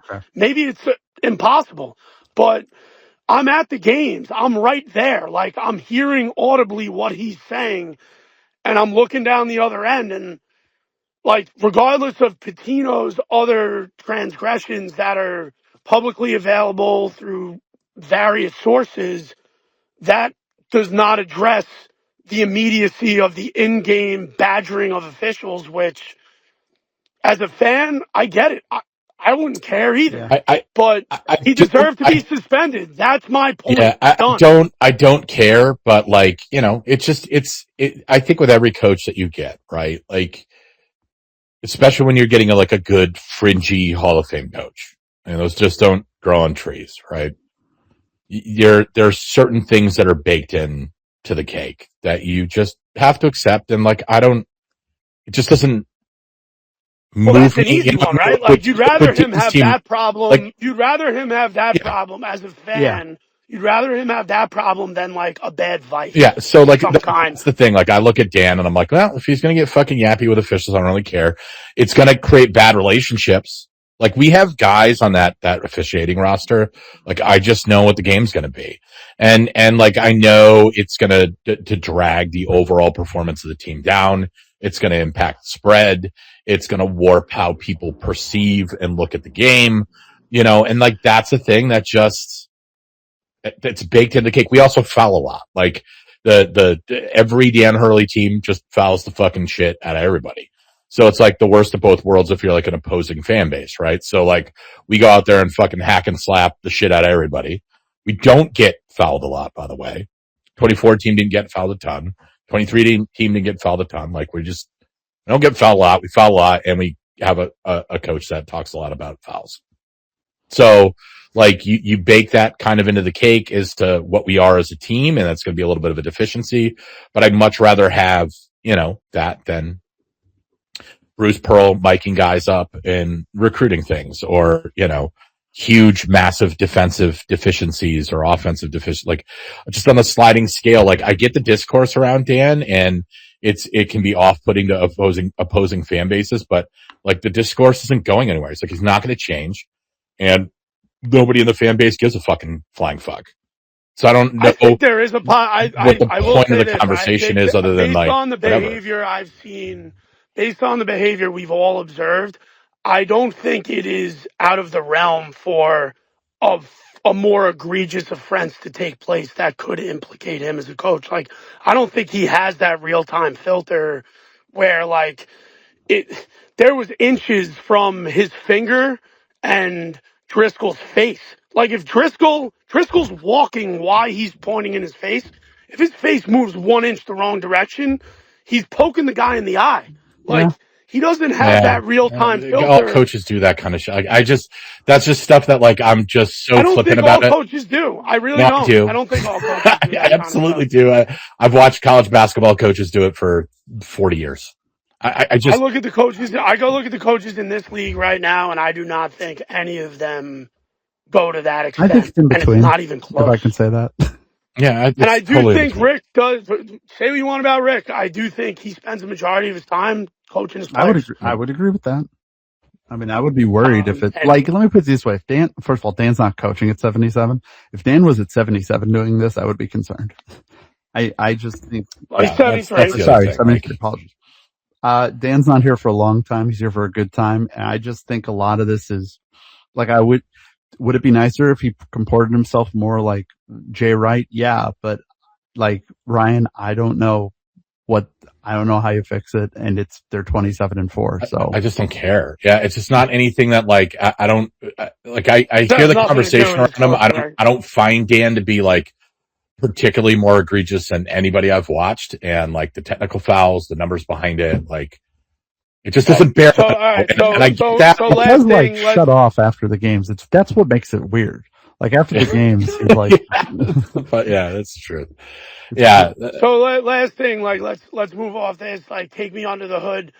I have a ton of respect for Tarris Reed. Like Reed, I've been talking about him for 2 you years. have been. Like, on the platform I run, where according to Mr. Hot Balls, I'm shouting into the wind and begging him to come on for personal gain. But that was I've me. been nailing Tarris Reed for the last 2 years as I think your most important player. And once again today, just a half no-show performance. And a couple weeks ago, I watched him be I'm trying to find the right comparison. The college players aren't quite like NBA centers, but just an absolute dominant force, like playing like his parents' lives are on the line. What the hell is the disconnect with that guy? Hey, if you figured it out, Ryan, let us know, because that's been our show all year. Like, we don't. No, but like every time we play you, I'm like, damn, like Tarris Reed. Last year, my thing was like, why is he in Danny's doghouse? I think he's your most important player. Said it last year. Now we're on to this year, and he played, I thought, pretty well at Madison Square Garden, but whole nother level at your place, and then just doesn't have the ability to carry that in and night out. Like, my strategy, if we have to see you on Saturday, is how the hell do we get this guy out of the game as quickly as possible? And even if that means, like, because the refs do this, right? If Tarris gets too quick and gets yanked, they're going to try and get Zuby on the bench for a little bit as well, just to even the score. I'll live with that, as long as it means that the iteration of Tarris Reed in Hartford is not playing against us on Saturday. Yeah, I mean, Tarris makes me want to bang my head off the wall. I think. And we have guys like that. Yeah, I know. Everybody has teams like those. But Tarris is the obvious one because he's shown you an iteration of himself that represents top 1 percentile at his position in the country. Yeah, no, it's exactly what his ability level is. It's the focus. It's one thing about Tarris that, you could see, I don't know. I think he's sort of had some crooked development, right? So he goes to Michigan his freshman year. He's behind Hunter Dickinson. You're not going to do a lot there, right? Juwan Howard's your coach. Dickinson leaves. Howard isn't able to get a fucking transfer. So they kind of just threw Tarris out there, right? And like, it's talented and physically gifted as Tarris is. He's very easy to speed up. I don't think he makes good reads defensively. I think he's sloppy with his hands. And like, as gifted as he is, he's like, a lot of what I'm saying about Tarris, you could have said about Adama Sanogo, like his freshman to sophomore year, right?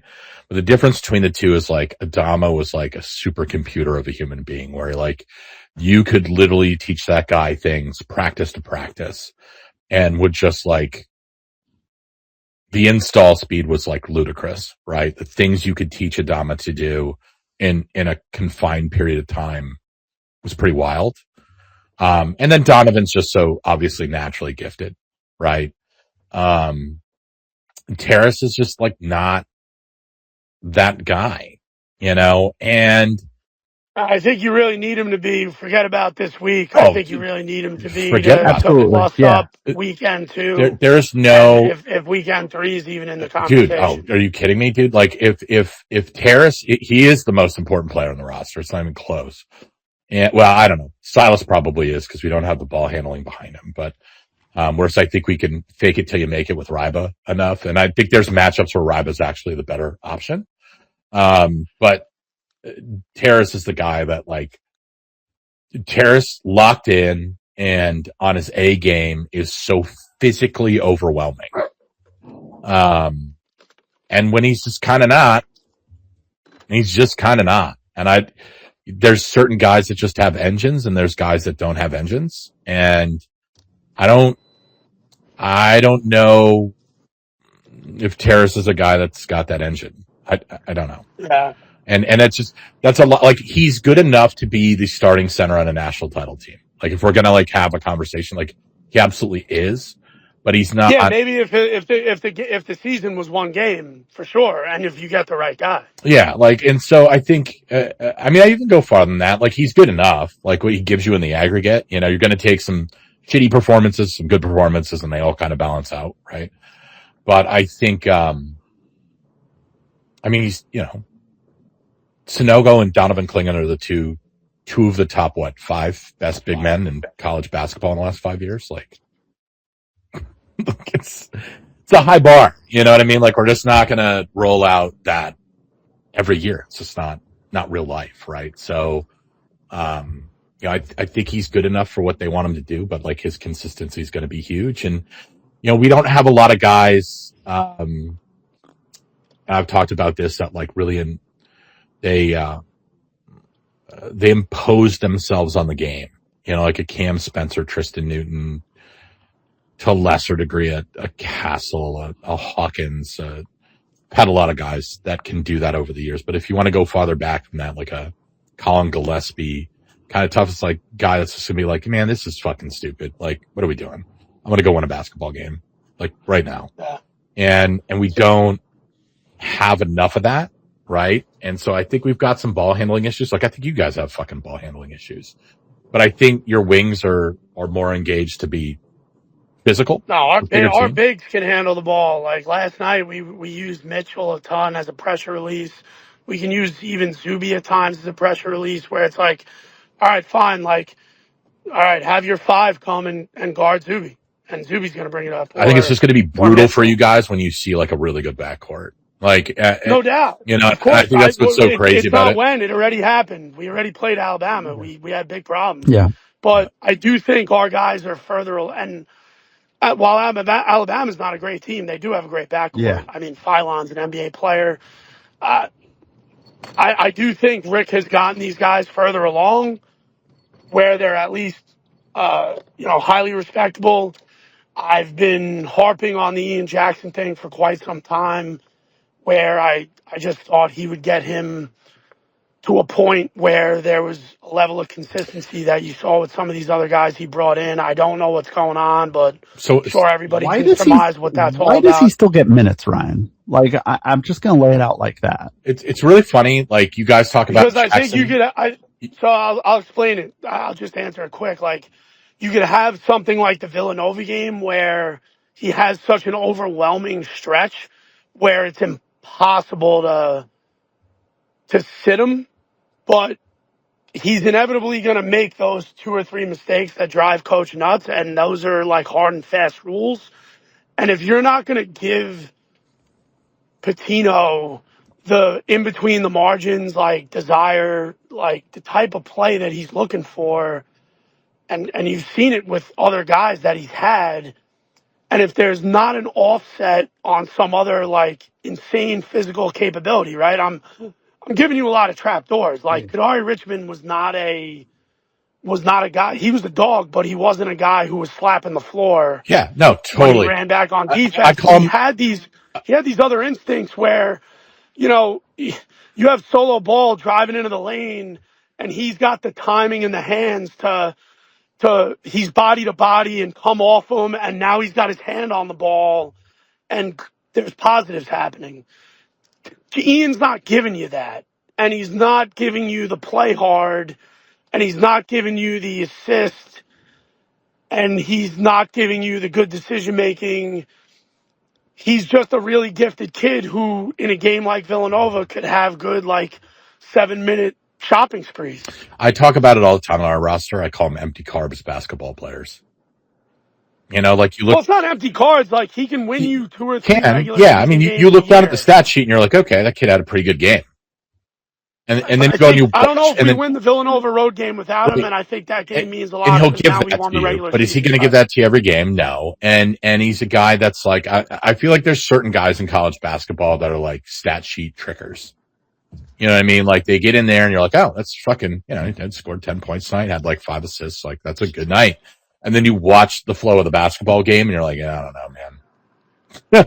You know, like, there's blow-bys. There's just detail-oriented shit that, impacts anywhere from 7 to 12 points in a basketball game. You're like, fuck, Um, and like that's, am I still coming through or no? yeah. we got you. All right. Yeah. No, there was a volume thing It's that like the happened. Terrace thing. It's the talent that's why you get into coaching, and then the way it's The difference is the sense I get is that like Ian is like it's a New York City situation, and I don't think the messaging like if your family and your background, you're coming into a place like St. John's, it's no different at UConn. And which is one of the benefits of having a coach of that type of gravitas. If you leave the program after the year, people are looking at you saying, "What's wrong with you?" Yeah, it's on you. And if you're Ian Jackson's group, and now it's already been borne out that you're not the lottery pick that you were projected to be your senior year of high school in the 18-month out knock, and you see what Walter Clayton and Dennis Shankins are doing, and the people that Rick is affiliated with, and like Zuby's now, I think he's going to stick on an NBA roster just purely because night in and night out in the NBA, you need guys who show up to work with a briefcase and they're ready to go and they're going to play hard and not really care about their scoring. And you're leaving Rick at this point, now that you're no longer in the equation as a potential lottery guy and you're going to go spin the wheel at an SEC school, give me a break. Like at that point, I get where this is all coming from. He hasn't like fully committed. I don't think he's fully pot committed to being coached the way that you need to play for somebody like Rick or Danny. I think they're very similar. There's differences between how they run their programs, but I think that's very similar. Yeah, you got to be pot committed to play for the guy. We've actually talked about this, Ryan. We actually think that deep down, like Rick and Danny would get along great. I know it won't happen and all that because like in the season, but I would love it if Danny somehow ended up in Rick's box at Saratoga in August. I think that'd be really funny. I don't think it'll happen. I actually think Rick complimented him as recently as last night in his press conference, and maybe Danny doesn't see it this way. They always put these guys on the spot, directly or indirectly, to talk about Coach of the Year and shit like that. And Rick was like naming the coaches who he felt got the, because coach, what does Coach of the Year mean? To me, are you a guy who feels it's like you were supposed to finish first and you finished first, or you were supposed to finish 11th and you finished 5th in a admittedly soft Big East compared to what it used to be? So the lean seems to be like a Shaheen Holloway should get it because he got them from last to 4th or 5th. Yeah, I would agree with but that. then Rick also said, like, you could name Denny Hurley the Coach of the Year. He's obviously a great coach. So I don't know what their beef is, to be honest with you. Like, I just think there's it's just a beef. I think people have assumed there's a beef, and it's just is it Roderick Rhodes. Like, I think it's two really highly competitive guys at the top of the sport who don't really interact a lot, and people assume there has to be. I don't think there's a beef there. They're like different generations. How much of Danny's behavior today, as it felt like it was slipping away, had to do with the fact that a regular season crown, even shared, meant a lot to him? Yeah, no. I don't think you can tell me with a straight face that it didn't matter. Well, they put the regular season trophy. Matters to me. They put the regular season trophy in every single practice. It's on an easel. They have a picture of it. Like, yeah, it matters. Right, because that represents like there's no way that you're a coach. excellence. There's no way you're a coach, right? And you work for, I mean, you know how it is, 7 months, whatever it is, to get yourself to a point, right? And all you got left on the on the docket, quite literally, beat the last place team. Beat the last place team. That's what you got to do. You know, yeah. Well, I don't know if I'm trying to talk you off we the put up like a ledge legendarily terrible shooting. I mean, 3 for 24 from 3 is like just not a thing that's going to ever happen with any kind of consistency. But right, but if you're at the top of the league, like your team, you feel about that. Still find a way. And we were joking earlier tonight. I'm like, Andrea is probably on the tarmac right now, trying to talk Dan out of the fucking airplane bathroom, like amidst a stack of fucking Fireball. I would be there too. Like that is just a crazy, and like you watch a lot of Dan's huddles. He was cool as a cucumber, and then I just thought he's let a lot out. Like this is a team that like as good as it is, like there is a gear they have not been able to hit with consistency. And when you're a fucking perfectionist, whether you're a Dan Hurley or you're Rick Pitino, Pitino's old as fuck, so like I think he's like comfortable dealing with the bullshit a little bit more than Dan is. But when you when you've seen it, I mean, you saw what it looked like directly a week and a half ago in Hartford, and we've seen it in flashes, right? And then week and a half later, here's what it is. Bad, man. It's brutal. It's a brutal thing to have to suck down. And I just, we were talking about this earlier. Like, I think I've made this comparison a ton of times. Like, the UConn is a great, like, territory pro wrestling heel from like the 1980s where like they win a lot and it makes you fucking crazy. And the way that they talk shit and they do things, like, it gets under your skin in a completely unique way that a lot of other programs don't. But when they do lose, my God, like, or the whole thing is a score in nuclear theory, explosion. or finish, but like rankings don't mean anything. But UConn, their program, especially going into this season, comported themselves as a team that was supposed to win the Big East regular season. Tournament's going to remain a crapshoot to an extent, but they wanted to live up to their ranking, especially after what happened last year. And they were not able to do that. And I think that's where that urgency today and the bad stuff you saw today was born out of. I think it was just the having to embrace. Like, look, and UConn still may have its moment next Saturday and win a double-digit game over St. John's. Like, that's firmly within the realm of possibility, but it doesn't take away from the fact that they were picked to win the league after being swept by St. John's last year. And I thought you guys are killing them for roster construction. I like your roster, and I like the guys. I don't know what more you can ask for. No, I like the roster. I thought they did a good job constructing it. They had to turn it around from where it was to get to here as part of it too. Like, but they also have some obvious flaws on the roster, and there's some things I don't want to say gotten away from, but they have the same team that almost beat Arizona without two starters. Yeah. Like, I don't think like that's the thing. Like, I don't think this is a soft team. I just think this is a team that gets in and out, and it's a hard team to keep on the rails. But yeah, Ryan, I don't mean to be. I would also say, like, not to give you mental health advice. Don't allow the national discourse that involves disrespect to the league inform how you feel about losing at Marquette. Like, there's plenty of scenarios where teams lose games like this. It's not.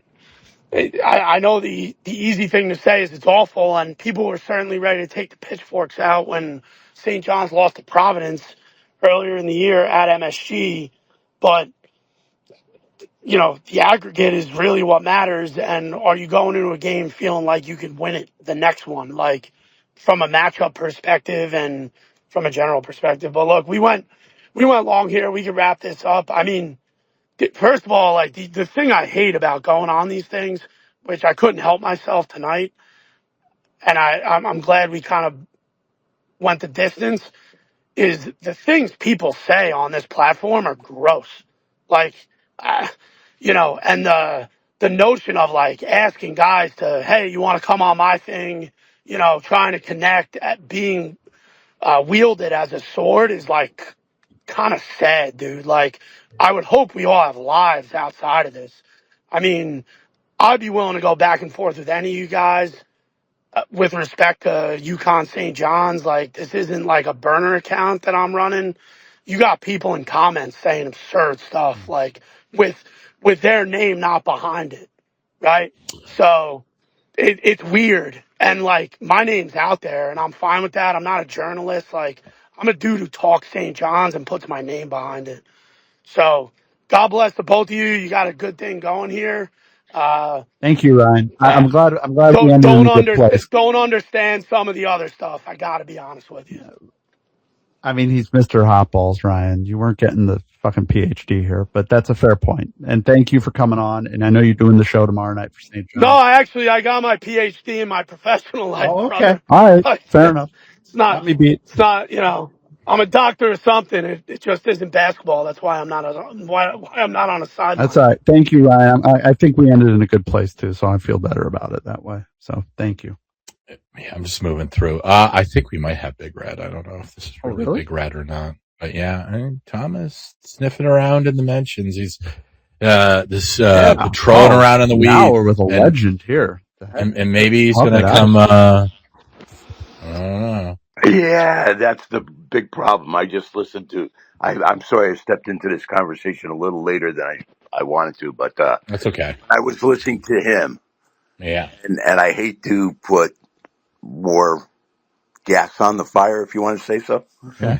But at the point where Hurley took that tee today, he was protecting his kids. I've been watching basketball for 53 years, and I'm talking across the league. I was on a podcast this morning, and across the whole officiating, basketball has gotten away from the NCAA. Okay? The officiating isn't what it used to be. If there was a foul, they would call it either way. And I'm talking about the full gamut of basketball, SEC, ACC. And I don't want to keep going on this, but there were flagrant fouls both ways. I'm not saying just us, both ways, that were not seen.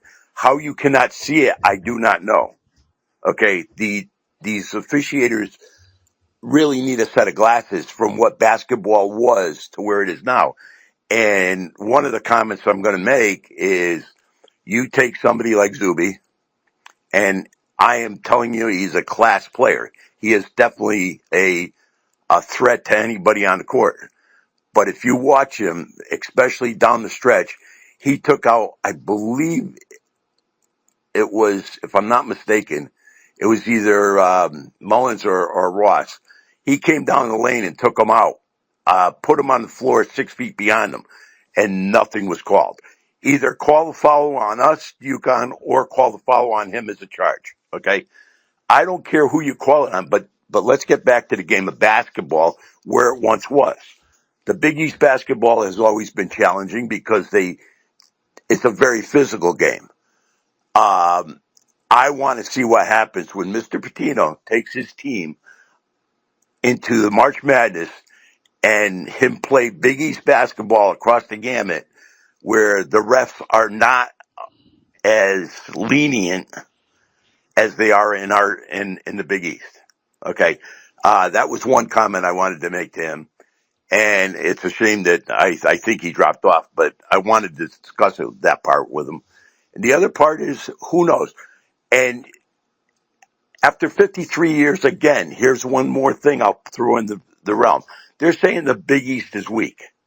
If you go in and look at the amount of games, and I'm not saying that's because the play is different, but if you go in and look at the amount of games that were won or lost between all the teams in the Big East, how many 3 to 4 to 5 point games there were, it's really not as exuberant as you think it is. And those are 2 points I want to make. They're claiming we're weak. And of course we're weak, because on any given day, any Big East team can beat another Big East team. And that was proved today with Marquette. It was proved when we hammered St. John's. It was proved when we were at the Garden and we got beat. And I was at those games live, so I saw what was saying. So, like I said, I'm not knocking basketball as a whole, but we got to get back on the program and that's one of the reasons I don't watch the NBA.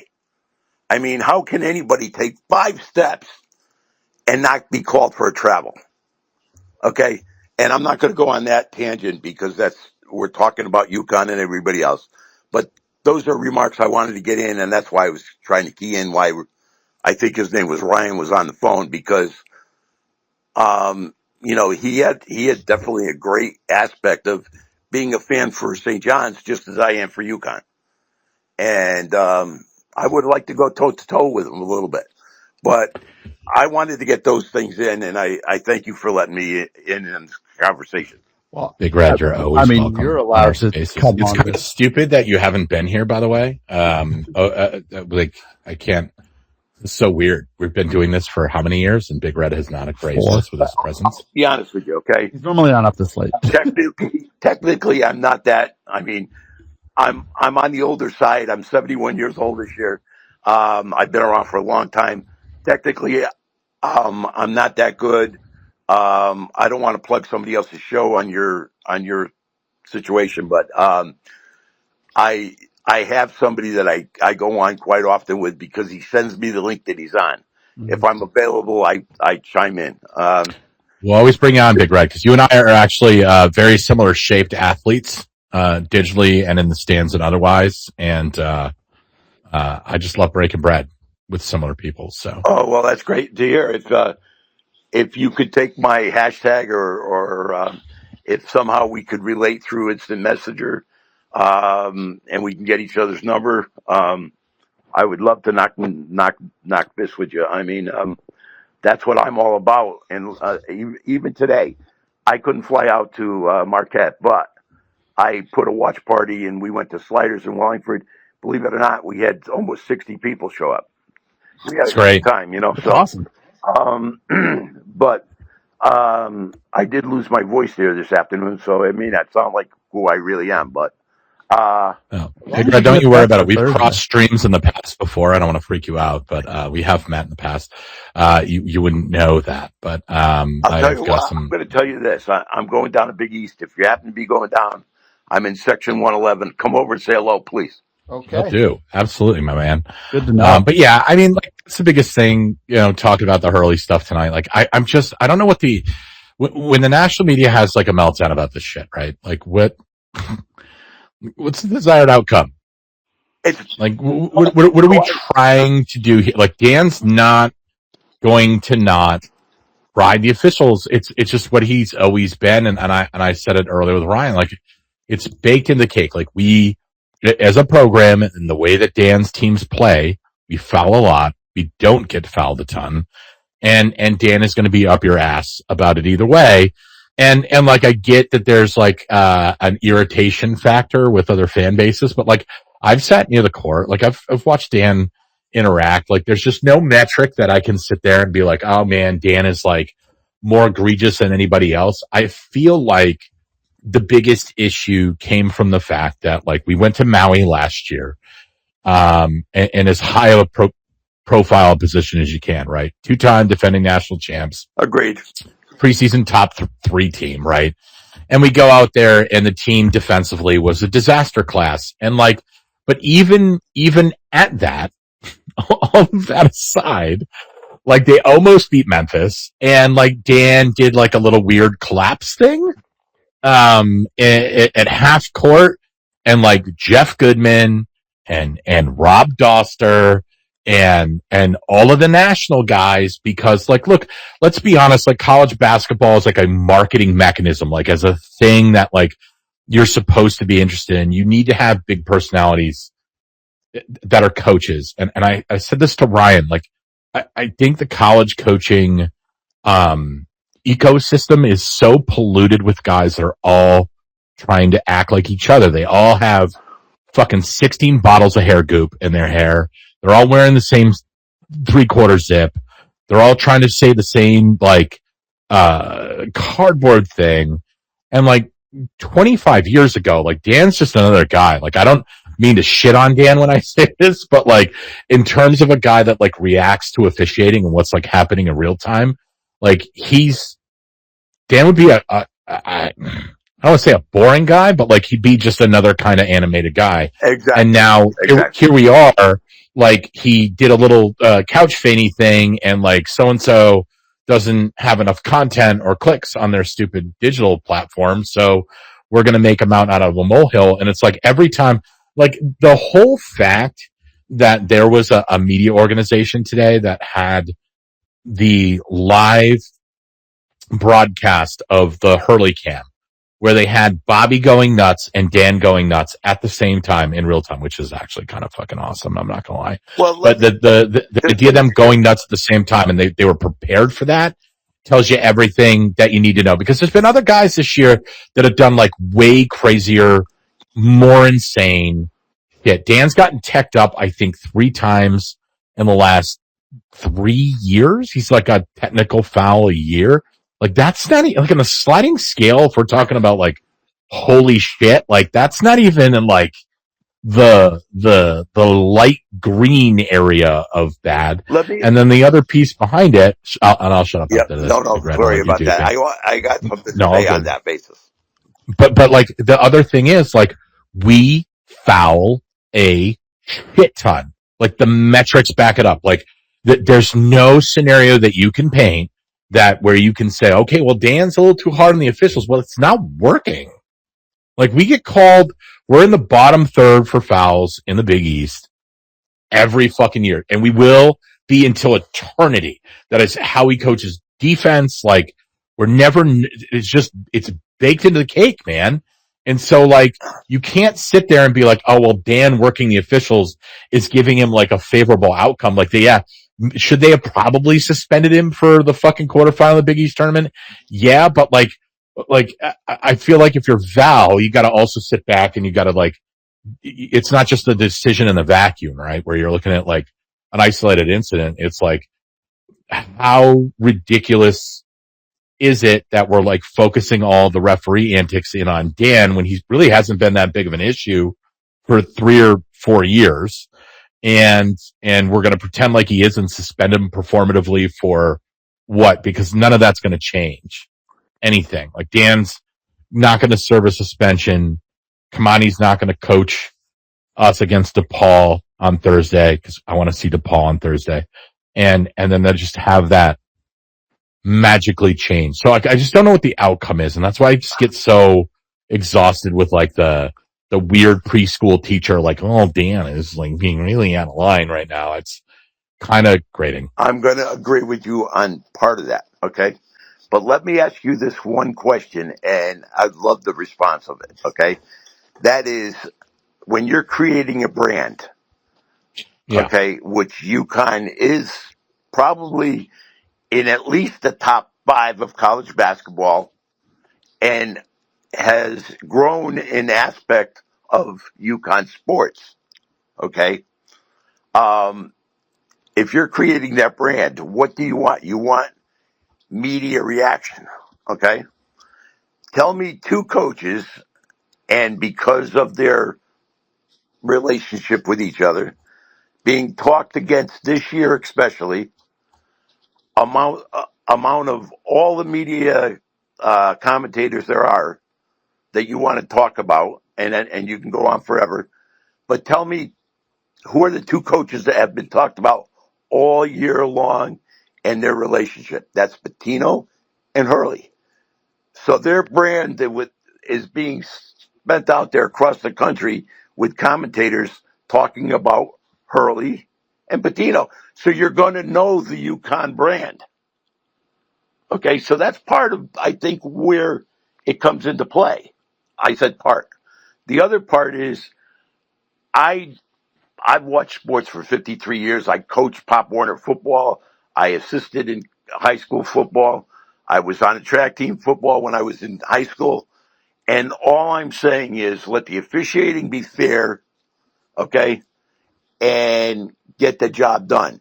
And if I was injured or I was laying on the ground or whatever, and it was a flagrant foul or a flagrant play, especially in football, I want my coach to be all over those officials to protect me and my team, okay? And with what we get called on, he's only protecting his players in a way that he can protect them, okay? And like I said, there was a lot of flagrant fouls today. Not flagrant fouls such as being a T1 or T2 flagrant, but I'm talking about where, hand slapping, like that call on Caravan that was, he called it an illegal pick. He tucked his shoulder so he wouldn't get nailed, but he never moved. So under those conditions, I think Hurley is just protecting his players. And I know it's a conversation to go into, but that's my honest opinion. And I think it's great for that reason. Is he a little over animated? Maybe. But I love the guy. And then you tell me any coach that has taken over 6 years or 7 years, that has 2 national titles. I know it's because of players as well as coaching, and then you got a coaching staff that wants to go. I mean, there's so many schools that are looking at his coaching staff right now to pull him. So when you look across the board, that's all part of the brand. And I think we got to look at it that way too, which we don't. I'd like a response on that if you could. All right, Manny, your thoughts? Because I was just babbling a lot. Yeah, I just, I'm, Tom, I'm with you in that, they don't, I think it was Dan standing up for his players, and I get that. I think today specifically was a lot of frustration boiling over right at the end there with the regular season title going by the wayside and all that. That's why I think a lot of that was kind of an isolated incident. Like, if you're going to pop off like that, I guess that's probably where it happens rather than a Tuesday night against Butler. But that I agree. Yeah, he would be more, he is more of a style out of like the 90s of coaches. And now like Hot Balls was saying, they just are quarter zip, pound of hair gel, all these guys looking at spreadsheets and stuff. And I appreciate that Dan has a personality and that Rick has a personality. And that seems rarer now because everybody wants, the coach who's good with numbers and is cookie cutter and isn't going to rock the boat and is going to have a good team and do well in the portal and find the right guys. And you don't have to worry about them. And I like these two guys are like different and that they're volatile, but that's what leads to why they're what's talked about. Nobody's talking about Todd Golden because Todd Golden is boring, but he won a national title last year in addition to some other things. So yeah, I think that's what leads to them being in the spotlight. And then it just, it boils over. And the Big East has always been like a messy, dramatic league. It's why we love it, but it's also why this stuff happens. You're not going to get this at the Big 12 tournament, even though that's a really good league. This sort of stuff doesn't happen there. Yeah, So, you can't corporate create a league. Like, I don't care what anybody says. And like, even though the Big East is just down this year, like it's an objective fact. Right? The proximity of these schools to each other, the drama, the history, like you can't recreate that. You know what I mean? So like Dan being chippy with Rick or vice versa, like that is good for the league. I am fine with it. Right? And like if Dan is going to be a little bit more animated, I'd much rather watch Dan be animated than watch Jerome Tang dance to a bunch of shitty boombox music and overpay fucking 13 guys that don't give a shit about being at Kansas State. That's what I said about Patino, and sorry I'm oversighting you here, but that's Patino. He came out last year at the UConn St. John's game in Madison Square Garden, and they interviewed I can't think of the guy with vitamin water. Micropole. Mike, yeah, okay. He said to him, he says, we're going to buy a team. He says, but we just don't have the money. They interviewed Mike, and Mike says, well, Rick, how much you need? And he says, I'll sign a $20 million check for you tomorrow morning. He said it right on an interview at the Garden. Mm-hmm. Okay? If that doesn't, pardon my language, but piss UConn fans off in its own way because we don't have that kind of money, yes, it did. But at the same time, this is the way I feel about Dan Hurley. He said that he would take high school kids. He wasn't going to buy a team, that he would look into getting them. And this is my respect for Dan, okay, because I know him somewhat. I've spoke with him a couple times. My respect for Dan is he's willing to take a kid, and the Mullins situation I don't want to go into because it's one, but he takes kids and he wants to graduate them with a degree. He brings them in not for the NIL money, but for their talent. And yeah, he went outside the box a little bit this year because the portal was open to him. But overall, those kids wanted to come to UConn, and Reed actually took a cut because he could have got more money. Silas took a cut because he could have got more. He could have went to St. John's actually and got much more money. Okay. But but these kids want to learn the game, and I think that's where Hurley comes into play. Well, I think what makes it the Rick, I think it acutely what makes the 2026 version of St. John's and UConn interesting. In addition to, like, you know, arguably a top 3 coach of the last generation against the top 3 coach of the new generation, and the proximity, right? I think it's also an ideological thing, right? Like, that's what makes the best Cold War, man. You know, capitalism versus communism. What makes for a really interesting conversation now, like, it's like Dan, like, Rick's shit is like, go out and get the best transfers you can. Like, just go out and get the best players you can, pay them what you can, and you keep what you like and you discard what you don't.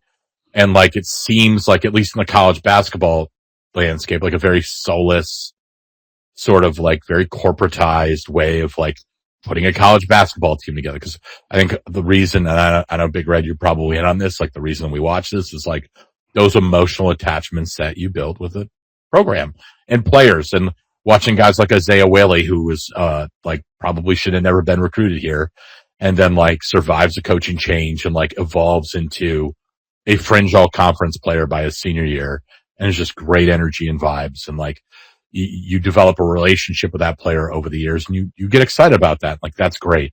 And then there's Dan, right? That's probably a little bit more of the old school model. Like, our culture is strong enough to sustain development, even in spite of the portal. And like, I don't think there's a world where you can go Shaka Smart extreme. Like, this is the ideological divide, right? Like, you can't go, Shaka Smart and be like, I'm not going to use a portal. I'm just going to use the guys that I have, and you can't do that anymore. But I also think Dan is good at like retaining guys, getting people to be excited about watching guys continue to develop, and where you miss, right? That's where you supplement in the portal. You know, you need to go get a point guard. Like, okay, let's go get Tristan Newton. Let's get a Silas DeMary Jr. kind of guy, right? And so, like, I think the excitement of the matchup and the rivalry is not just the fact that it's like 2 really good coaches and 2 programs in a league that fucking rules in the Northeast, but it's like, it's an ideological divide too, in terms of how do you build a program in 2026. And I think that's part of what provides the fascination with it. Like, you're absolutely correct. Okay. And I won't take anything away from your comments on that, because it was great logic. Okay. My point is, again, we have a coach that has won 2 championships in 6 years, if you want to put it that way. 2 championships. I don't think there's been a coach that came in within 2 or 3 years to build their own team and had that kind of quality play from their team. Okay. I went to the game last year in Raleigh against Florida. We lost by 2 points. And again, if anybody watches that game, it was because of the officiating. All I want them to do in the NCAA is get their act together. They have, and I'm blaming it on the NCAA. When they gave them the right to go NIL, okay, let's keep it all on the same basis. Let's start telling these kids that if they're going to sign a contract, which our money being donated for the seats that we watch the kids, go to these kids on a scholarship that deserve to be there, not the ones that are just looking out for the dollar bill. Let's get them their education, which they deserve as kids at that age. Okay. And that's one of my pet peeves, if you want to put it, is years ago, you would see kids graduating 4 years from the same college. And I thought it was really, really said well. And personally, I hate Calipari with a passion because of all he's done to kids throughout the years. But he had a little post presser, and he said, let me ask you a question. If my kid comes to Alabama and then goes to Nebraska and then ends up in Michigan State, and then he comes to me in Arkansas, when he gets his degree, where is it from? And that was a question he kind of had in a presser conference. And when I look at that today versus 15 years ago, I won't even say 20 years ago, but 15 years ago, when a kid was going to get his degree, it's like an Alex Scarabin. He got it from UConn. It's like a Tristan Newton, not Tristan Newton, like a Shabazz who got it from UConn. It's like a Sinogo that got it from UConn. Do you see my point? And if that's taken, give me a response on it. Yeah, I mean, I think the biggest thing, like, you know, I like the idea of guys being at a place, and I mean, it's old school of me, but like, I just like guys being coached. I think the easiest thing to do on planet Earth is to like get feedback you don't want to hear and have to deal with things you don't want to deal with. And then you're like, well, it's uncomfortable for me instantaneously. So like, I'm just going to go and do a thing somewhere else. That yes, but if it's for the money, is it worth it? Well, I think money's a tool, right? Like money is like a thing in there. And, I'm trying to figure out how to word this like appropriately, but because they should go out there and get paid. You know what I mean? Like these guys generate millions of dollars, but like money isn't the only thing that functions in society. And like if there was a thing, I am going to totally shut up after this because I'm going to get way too existentialist for everybody. But like I think part of the biggest defect we have as a society in the United States of America is our absolute lust and inability to think about anything in life without having the lens of money driving that conversation. And to the point where we've devalued so many other things in our lives, whether it's education, it's art. I mean, there's so many things. I we agree. Forget college basketball, right? Like I think the idea of the worthless experience has been denigrated. Like I to a point where I don't think it's healthy. Like I'm going to get crazy about this, but it's just like, it's like the idea, like higher education, right? Everybody's like, well, you know, you're going to go and you're going to pay a lot of money and you're not going to get a degree that, you know, pays out what, you know, you spend on it's the worth the cost of the degree, right? And like, that's a thing, but like, I don't go to fucking, like, this isn't Job Corps, man. Like education doesn't need to be a thing that like makes me make more money. It can be a great life experience that teaches me how to be a better friend, a better parent, a better brother, a better, member of my community. Like that doesn't make me 670,000. Like I don't need to be some like bozo bean counter. Right. And like, I think some of my worry and concern about college sports is like, and there's a part of me that gets it, especially with certain guys. Like you get big money, forget changing your life. You're like changing your family's trajectory and their outcome for years and years to come. But like for guys that don't have to deal with that as much, which I'm going to be honest with you, like this idea of like the kid coming from the really tough neighborhood and like an Allen Iverson, pull yourself up for like, that's not what sports is anymore.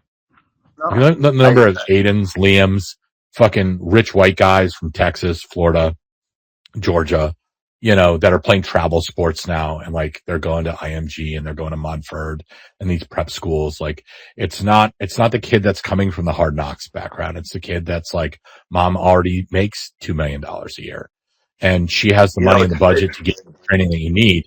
And like, I part of what disturbs me about college athletics a little bit and just the world is like, man, go out there and just put some shit up. It doesn't really matter what the money is. Like, go have some fun, do something that's stupid, do something that maybe doesn't make financial sense, but like makes emotional, like, fulfilling sense in your life. You know what I mean? I mean, yeah, like, Tom, I mean, you get a guy who's like gone to UConn games for years and done a chant. You're a millionaire because of it. You know, you do something, you do it because it's something that's like wildly rewarding to you personally as a human being.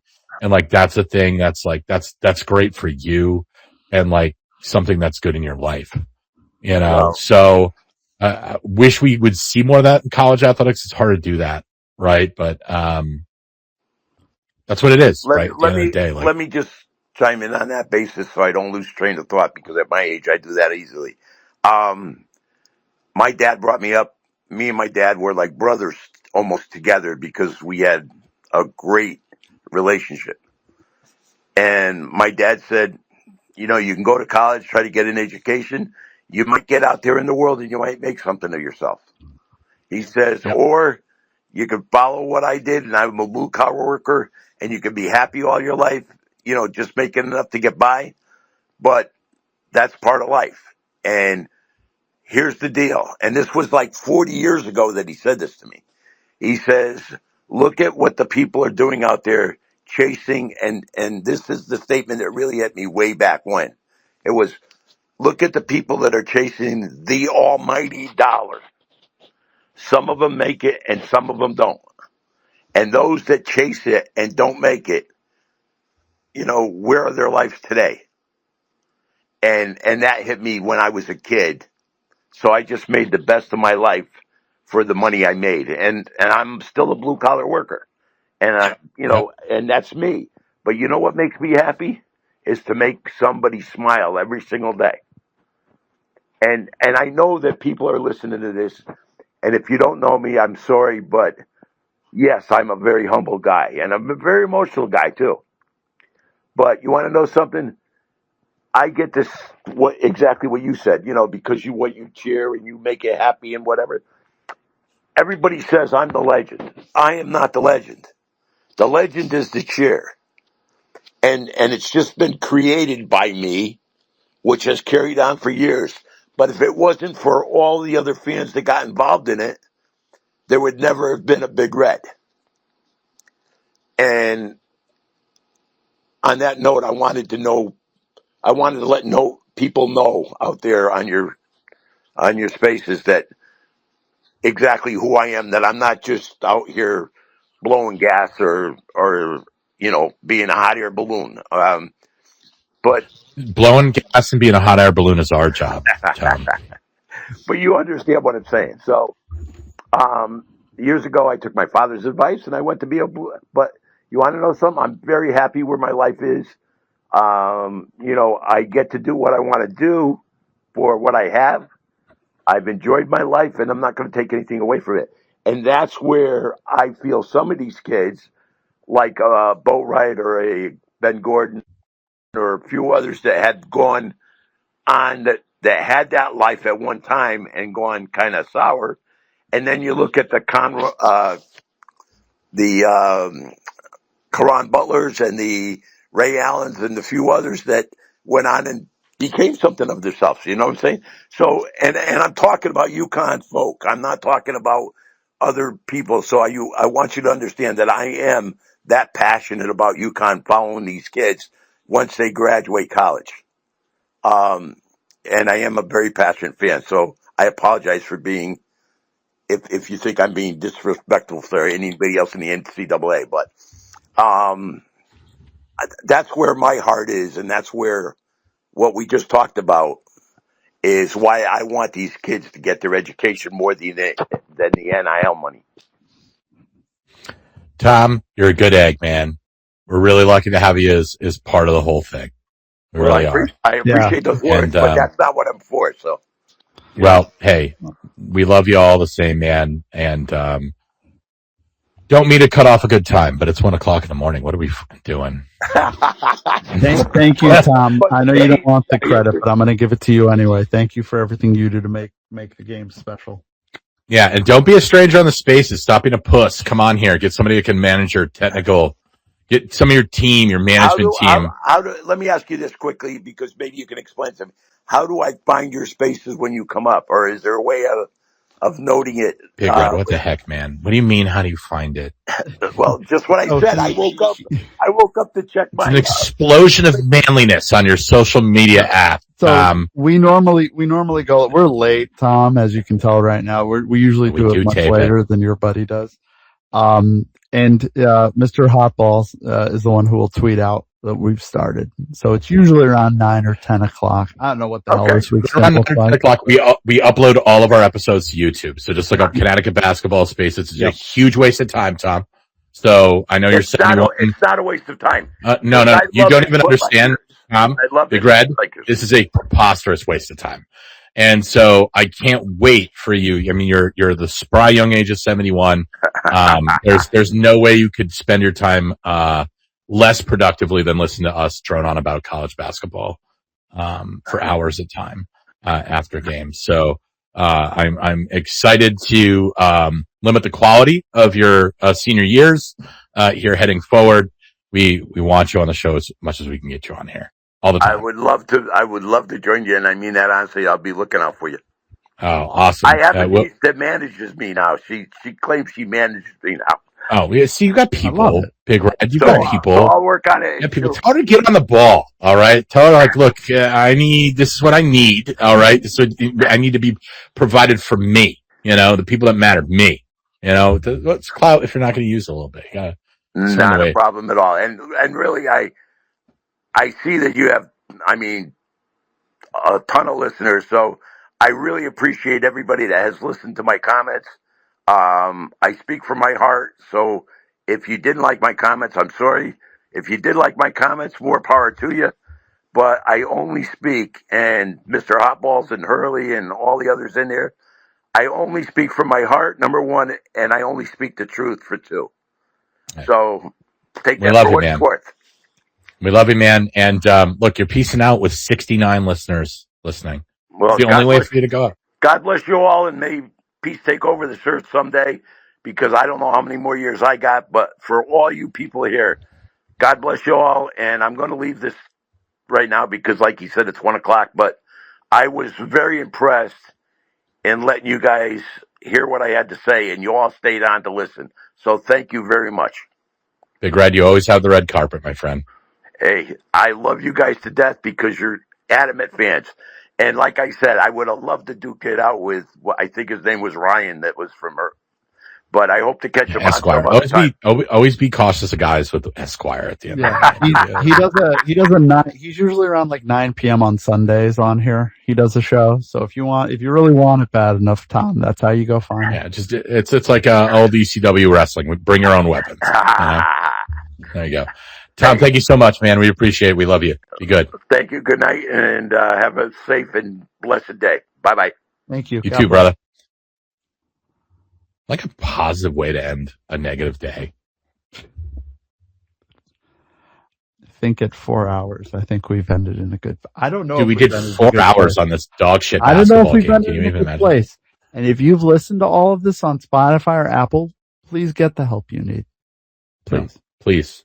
There's people that you can call. Well, government programs for now, at least. I don't know how much longer, but yeah, till Thursday. We'll see. The nice thing when you're at the bottom of the pool is you have nowhere to go but up.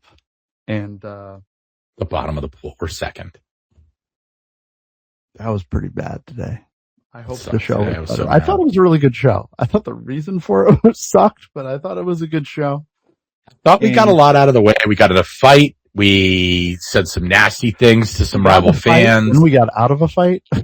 And then we got very existential with Big Red. And we worked through some things. Like Postradamus called in, like he was whispering that like he was afraid he was going to wake his cat up.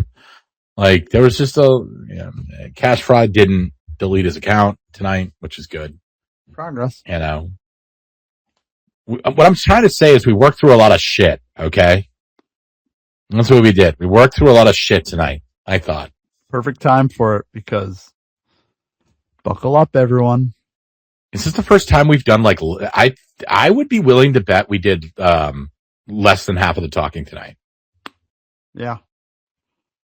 Whether that's good. I don't know if people think that's good. What am I gonna I'm not gonna talk over him. I'm not cutting Big Red off. I've been taking cues from that man for 30 years. I'm not going to cut him off.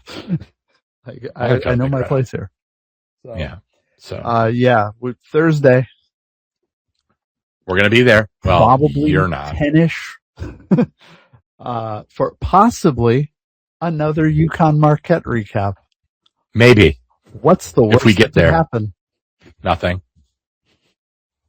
We'll be fine. We're on a rock traveling through the universe at 24,000 miles an hour. We are nothing. Marquette 68, UConn 62. We'll see you here Thursday to do it one more time. And I will be going Friday, and I would really like UConn to be there. So I would. I'm worried. I actually wouldn't be surprised if we ended up with Seton Hall versus Villanova in the championship game, which would just be stupid. Or DePaul. At least we don't have to ruin the Friday DePaul dream. If it really does come down to that, like, nobody deserves to lose quarterfinal games more than St. John's and UConn. They really don't. They deserve it. So if it happens, I'm not even going to be mad.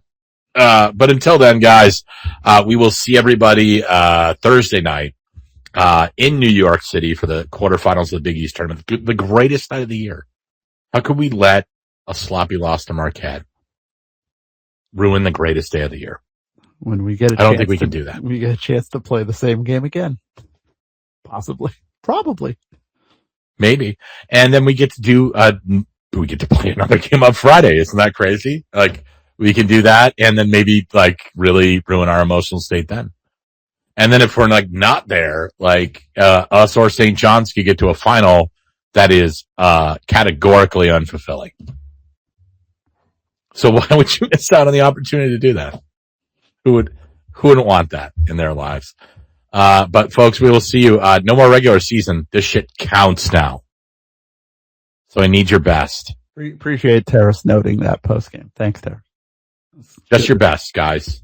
We need your best. Yes, Terrace, put the fucking laminated card that your AAU coach gave you and put in your fucking wallet whenever you fuck something up that you can pull out and read. Same thing, Silas.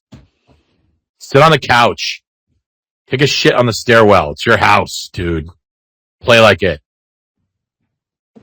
Fuck. But until then, guys, excited to see everybody for the postseason. Another postseason with Connecticut basketball spaces that I'm sure will go super long or be fucked up or be weird. Yeah, great. 4-hour show, right? 31 games in. I'm excited. This can only go into good places. This is great. What are we even going to do if this team wins a national championship? It's going to be the worst one shining shitpost ever. We're going to die. This is going to be the worst one shining shitpost ever if we win a national title. I don't bitching for 3 hours after they win a third title in 4 years. Yeah. Oh, no. We'll break down all the things that they didn't do well and the things that made us angry. And Silas will probably kick me in the kidneys while I'm drinking Store Central whiskey at the post party. But we got to get there first. Got to get there first to shit on the team for doing that. So, but until then, folks, appreciate it. I can't believe you fucking idiots hung out with us this long. What is wrong with you? Seek help, see a doctor. But until you get cleared, we'll see you Thursday night. Hopefully we'll see you Friday night. If we don't see you Saturday night, I might be suicidal. But until then, you guys know the routine. Keep in touch with yourselves, everybody. Good night.